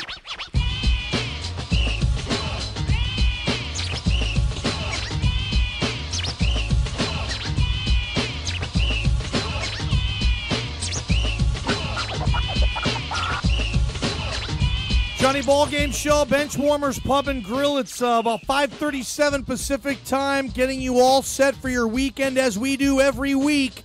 Right here, brought to you by Bubbles Laundry. It's our Brett Jula Memorial College football conversation. Usually this time of year, the football is more basketball. All things considered, when we have football topics, we'll get there. We're joined now, as we are every week, by Chris Jula on the Baker City Gold and Silver Hotline. Chris, safe travels home. I hope you had. It was nice having you in studio last weekend. And heck yeah, that was a fun weekend. Thanks for visiting LeGrand. I hope you had a good time. Yeah, man. Had an awesome time. Second time up there. Had a blast both times. So we'll get there soon enough. Maybe before we head out to Eugene in October, maybe we'll do a night in LeGrand or something. Yeah. Well, that might be the next time we're, for sure. But, yeah, last week I had a lot of fun, betting the games. It was kind of crazy. It was like, I kept telling you all weekend, I feel like I'm bleeding money. I feel like I'm hemorrhaging money because the losses just hurt so bad. And then I'd log in, check my account, and it was like, I was up like $10. I was like treading water all weekend. And then last Sunday killed me. I went 0 for 4. I was sitting there with you all day. I was like, I'm just getting killed. Nightmare. But I got Kansas minus the 5.5 right now, which is looking good. Very good. Kansas up by 15 over Clemson. 14 minutes left in that game. Brett Jula Memorial College football conversation. All right. I had 2 or 3 folks email and text me last night like, oh my gosh, how excited is Jula right now? Have you talked to him? So everybody in our nerdy community here kind of wants to know. It's the biggest win Florida State has had in basketball in 25 years, a quarter century, Chris. Let the listeners know. Big one. You got the Zags last night. Kind of handled them, too. Big win. Big is an understatement. This does not come around very often. As you said, 25 years. And off the top of my head, I would have thought it would have been longer than that. I was a little kid in those days. I didn't think that Cassell and Sura and those boys made a run to the Elite Eight. I knew that they won a couple. I knew they got second weekend. I couldn't remember if they won Sweet 16. So I would have guessed that it's been longer. But that's just what's going on, man. Tallahassee, they're throwing it back to the 90s, the spring game. Taggart, he's doing like a 90s throwback. Salt and Pepper's going to be there, like doing the game. No way. So, so we're doing like a 90s throw for the spring game. Love it. 93 was the last time they were in the Elite Eight, so it's a big 90s deal going on in Tallahassee again. To get back to it, absolutely. It's a monster win. Doesn't come around often. I can't take it for granted. It's not Duke. It's not like, hey, you lose to Mercer and you're like, the hell with it, we'll be in the Final Four next year. Yeah. Florida State doesn't work that way. So having fun. I hope it continues, but at this point, it's sort of like just appreciate all the fun we're having, And what's it like? Because that's a football school, and they'll be the first to admit it. You'll be the first to admit it. Football rules the roost. But just how nice it must be every blue moon, every quarter century to get an Elite Eight run, I guess. And obviously with the football team in the transition into the Willie Taggart. Talk to my listeners about being, a diehard supporter of a football school where football is number one, but to have your basketball team kind of step it up, really the only time you would ever ask it to. Just get me to March and do a little something, right? And they did it for you. That's it. That's all really asked for. And it's been this is so much fun because there's really even last night, there's not much stress. The stress was actually last weekend because that's when they do it all the time. That's when they're they're favored and they just lose to someone stupid. Yeah. Last weekend was like watching Missouri. That was the stressful one that I never felt safe in. Now it's just fun. I was with my wife last night at the Florida State alumni bar. They had a watch party for the game, and she's like saying, "Are you nervous?" I was like, "No, I'm not nervous. This is at this point, this is fun." I was like, if it was football, then I'd be nervous because football is well, they need to win 1 or 2 more to really feel like this was successful. Yeah. Basketball, at this point, it's all just money's in the bank. They got equity, and we're just rolling for as long as hopefully possible. All right, so if Florida State's fortunate enough to get Beeline in Michigan, I love it. Battle of the football schools for the Elite Eight at Staples Center. If Florida State advances tomorrow and gets to a Final Four, is Chris Jula in attendance? Are you going to fly to San Antonio? I can't guarantee it. I'm going to do my best. I have my wife's blessing, so that's, that aside, I mean, I'm allowed, I'm allowed to go outside and play. Nice, man. But, but it just, I mean, a lot goes into that, especially last minute. You can't book it tonight. You gotta hope that, you gotta make sure they win first tomorrow. Yeah. So, you know how the logistics of that can be much. So, we'll see how it works. I'm going to do my best to get down there. 2 years ago, I was also offered a job in San Antonio, chose Denver over San Antonio, and now it's like, I have no regrets. You can't make life decisions based on what Leonard Hamilton's going to do. But it's sort of just funny. Hey, I love it, man. Chris, speaking of Leonard Hamilton, you poke fun at the Florida State basketball coach a lot. And I was saying earlier today, and we've talked about this, he's 69, almost 70, and he looks like he could be in his early 50s, man. Like, that guy does not age. Last night, he had 11 players check into the game and log at least 1 minute at the 5 minutes into the game. Right after the first media timeout, Chris, he had put 11 different players into the game. You don't see that, honestly, on any level of basketball. And he's able to get away with it with how deep that team is. Like, those pieces just seem interchangeable. But I heard that stat today. Leonard Hamilton had 11 players play in that game in the first 5 minutes. Blew me away, man. Impressive, man. It's a good stat. It's a good stat. I mean, I don't really know how I feel about it. I mean, they've had their typical kind of Leonard year. This run that they're on now aside, I mean, they went, 22 and 11, something like that. Typical. They're a 9 seed. I mean, that's typically, Leonard, like he'll win a game. I expected him to lose to Xavier. That was kind of how it goes. So I don't know. I mean, the depth is nice, but on the other hand, it kind of, cuts the other way where it's like, if you have 11 guys, like kind of how they say, if you have 2 quarterbacks, you have none. Well, if you have 11 guys, you have 2 really good players? Probably not. So it cuts both ways on it because, foul trouble, obviously it helps with that. You can wear teams down. I mean, it's certainly a benefit. I don't mean to say that it's not. I guess it's just they had their kind of typical year, and I don't know, maybe over the course of time, and they're on this run now, maybe it's starting to pay some dividends that you have guys that can come in and aren't afraid of the moment because they got minutes at Duke or whatever the case might be. So, but nonetheless, that's a good stat. I didn't know that. Yeah, 11 players. I've never even heard of anything like that. He more than emptied his bench. He had to empty his bench in a +1 5 minutes into the game. Again, I've never even heard of that. There's not a coach in the country that would be willing to do that, certainly against a Gonzaga team that was pretty good this year. Not the best Gonzaga team, but good enough to get out of the first weekend again. Yeah, and the other too is it wasn't like they came out of the gates and they were down 8-0 and he's just trying to send a message put the kids down, let them watch a minute. You see guys do that 5 in, 5 out if they start slow. Yeah, just to send a message. It wasn't like that. I mean, Florida State kind of jumped on the Zags. It was the opposite. So they did. I don't know. They did. It's impressive. So I mean, hey, you know what? Let them keep doing it if it's working. That's all I can say. Well, Michigan's a 4.5-point favorite tomorrow. Would you advise the listeners of this segment right now to ride Leonard Hamilton and this Florida State Seminole team and get the 4.5? Huh?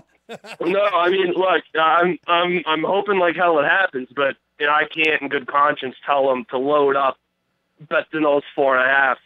Can't do it. Maybe if you throw them in a 2 or 3 team tease and you can get them at 10 or 11, because I think it's going to be a tight one. I'd advise doing that, but the 4.5, hopefully they pull it off, and then that's awesome. But I know this, I'm not touching that game one way or the other, because I wouldn't be shocked if they won.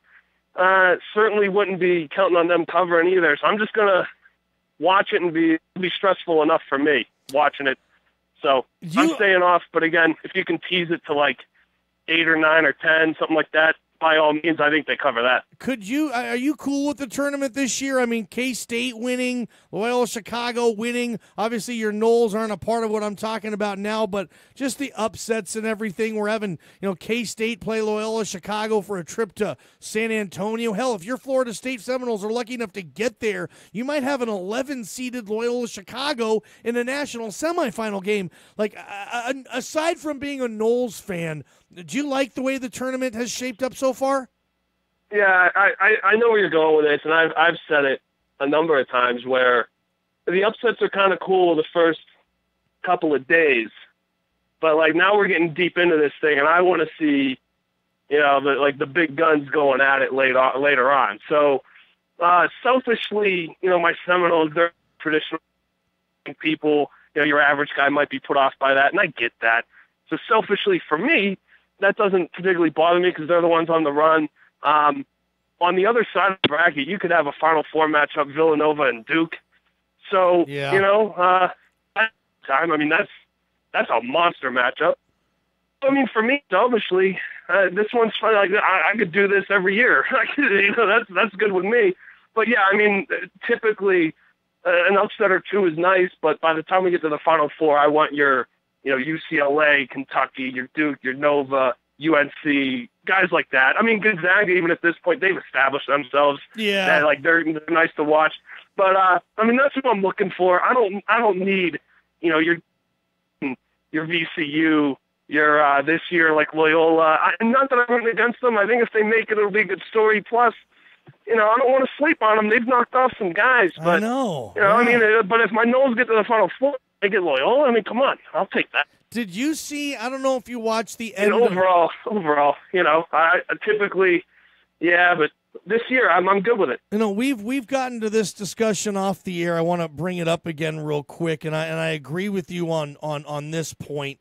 Yesterday at the end of the Loyola Chicago Nevada game, Nevada trails by 3. Chris, Loyola gets possession at about 36 seconds, which would mean on a 30-second play clock, even if Nevada gets a stop, they have 94 feet and they need a 3 ahead of them. And Musselman just had them play it out. And in that sense, I think you have to foul down 3. By the way, Nevada only had, Chris, 4 team fouls added up. So you had to foul them 3 consecutive times before they get to the 1-and-1. But that's 3 consecutive inbound passes that you have the opportunity to steal or draw a 5-second call. I just thought last night for Musselman just to play that out and to hope to get a rebound and then have to hurry down the court with a couple of seconds and throw up a tying 3. I thought that was mismanagement 101 all the way. And I know you agree because you like to extend the game a lot further than I do. First of all, 14 fouls. Like he had to foul. He had to foul at least twice, and then maybe you want to play it out. But even then, by the time you foul twice, you're probably like under 30 seconds. And you're not going to get the ball back. So probably, but whatever. The point remains with 4, he had to foul. And you know me. We've talked about this. I'm of the impression that even if you're already in the bonus, that's even more incentive to foul, in my opinion, because you're going to get this ball 3 times. And all the while, you're forcing these kids, 19, 20-year-old kids with 8 million people watching on TV, biggest moment of their life. You're forcing them to make pressure free throws, make them great, but at the end of the day, I'd rather have the ball 3 times, 4 times at the end of a game and extend it and forcing them to continue to make shots rather than I got 6 seconds and I got to heave up a 3. I mean, what's the percentage on that? It can't be good. And I don't understand. Coaches always, and I to go to a Nike clinic where like 5 coaches get up and speak and just ask that question to all 5 of them, because there's got to be some reason that I can't grasp, because they all do it. They all play it out. And I would prefer to extend the game. I don't know. I mean, again, I'm the guy that just watches basketball. I don't coach it for a living.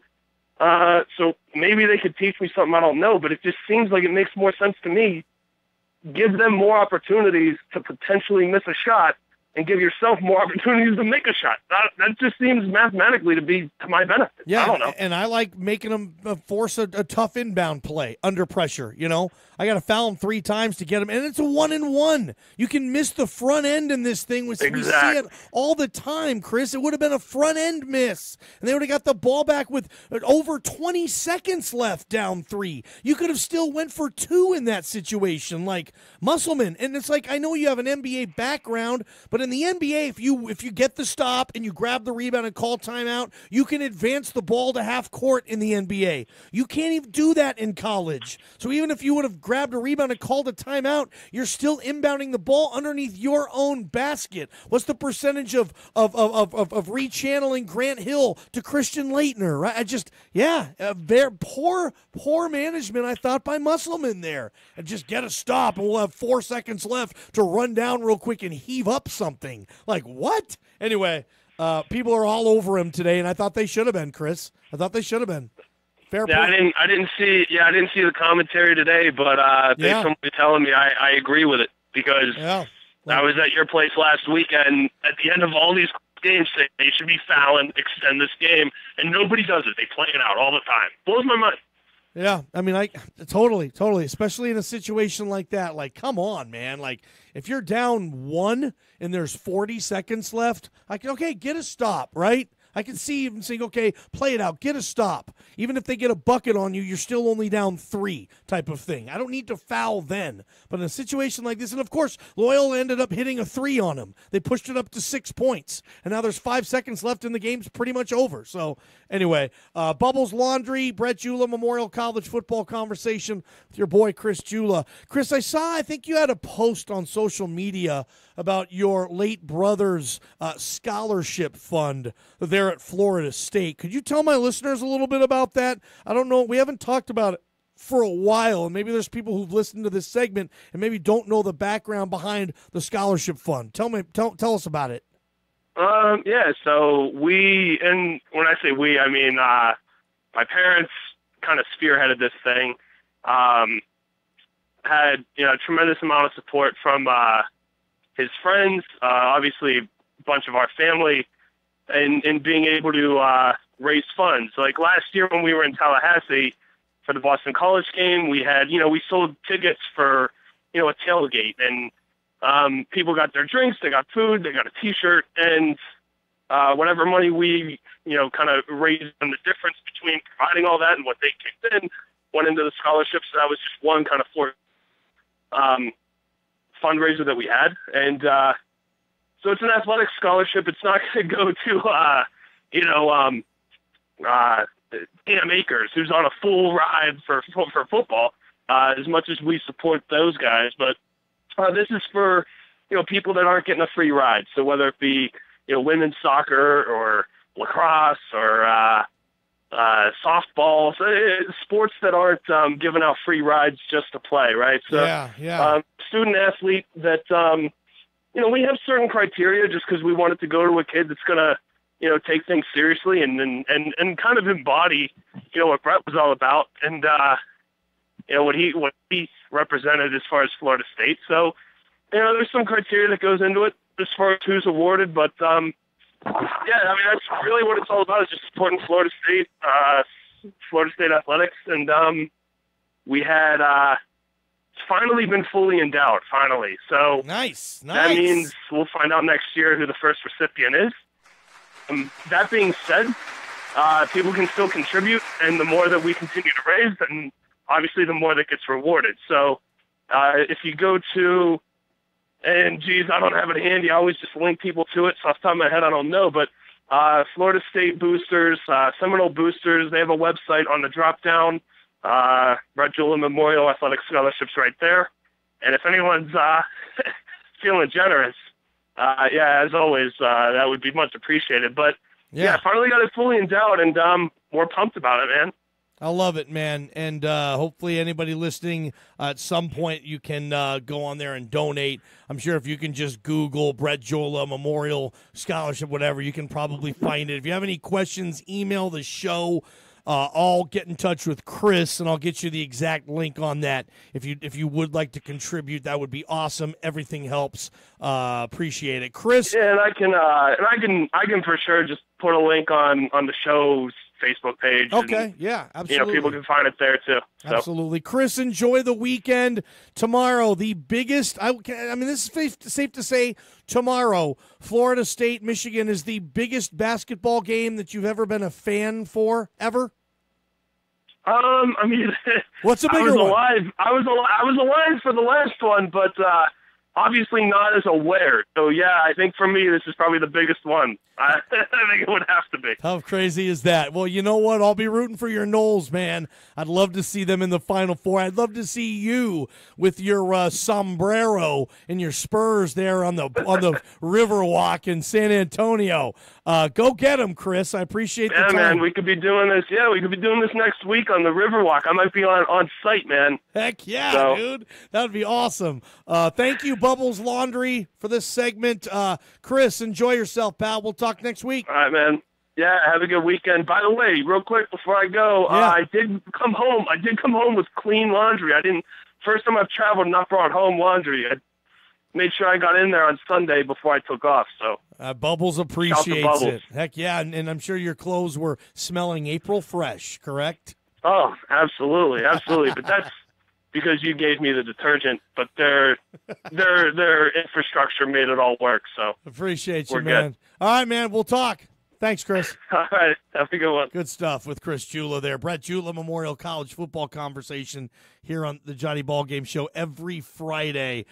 Quick commercial break. We'll be right back. Give me 30. Island City Speed Lube is more than the fastest oil change in Eastern Oregon. They offer transmission services, radiator flushes, diesel fuel injections when some of their competitors don't. Island City Speed Lube offers extensive diagnostic checks, so when your vehicle's check engine light is on, you'll know exactly where to go. Next to the C&M Country Store in Island City. It's where you get your oil changed, among many other services too. Island City Speed Lube. Oh, and don't forget about the free popcorn and coffee while you wait.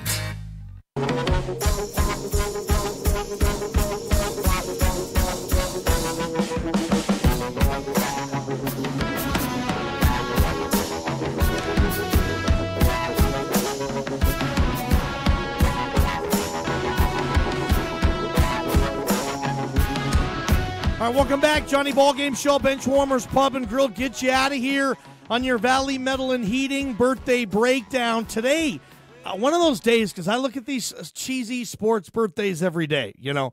I figure I end my show on something fun, say happy birthday, whatever. It's not the most creative segment in radio history, that I can promise you. If you have a better one to get me out of here, let me know and I'll do it.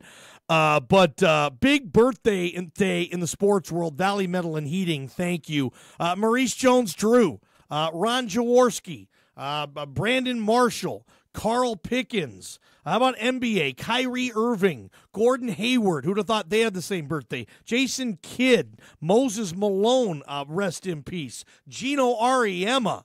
Big day and birthday, March 23rd. We'll see you Monday when we're talking Final Four. That's all I got. Eastern Oregon's home for news, talk, weather, and sports. This is KLBM LeGrand and KBKR Baker City. Super Talk Radio, the talk of Gun Eastern violence Oregon. in focus. Torture hearing. I'm Barbara Cusack. The night before the March for Our Lives in Washington to address gun violence, some of the survivors of the Parkland School massacre attended the Stay Amped concert. Lizzo, one of the performers, had this message. Fear is the opposite of love, so we cannot be afraid. We need to love, and that love will overcome any fear in the world. The Justice Department gave notice today that it's starting to amend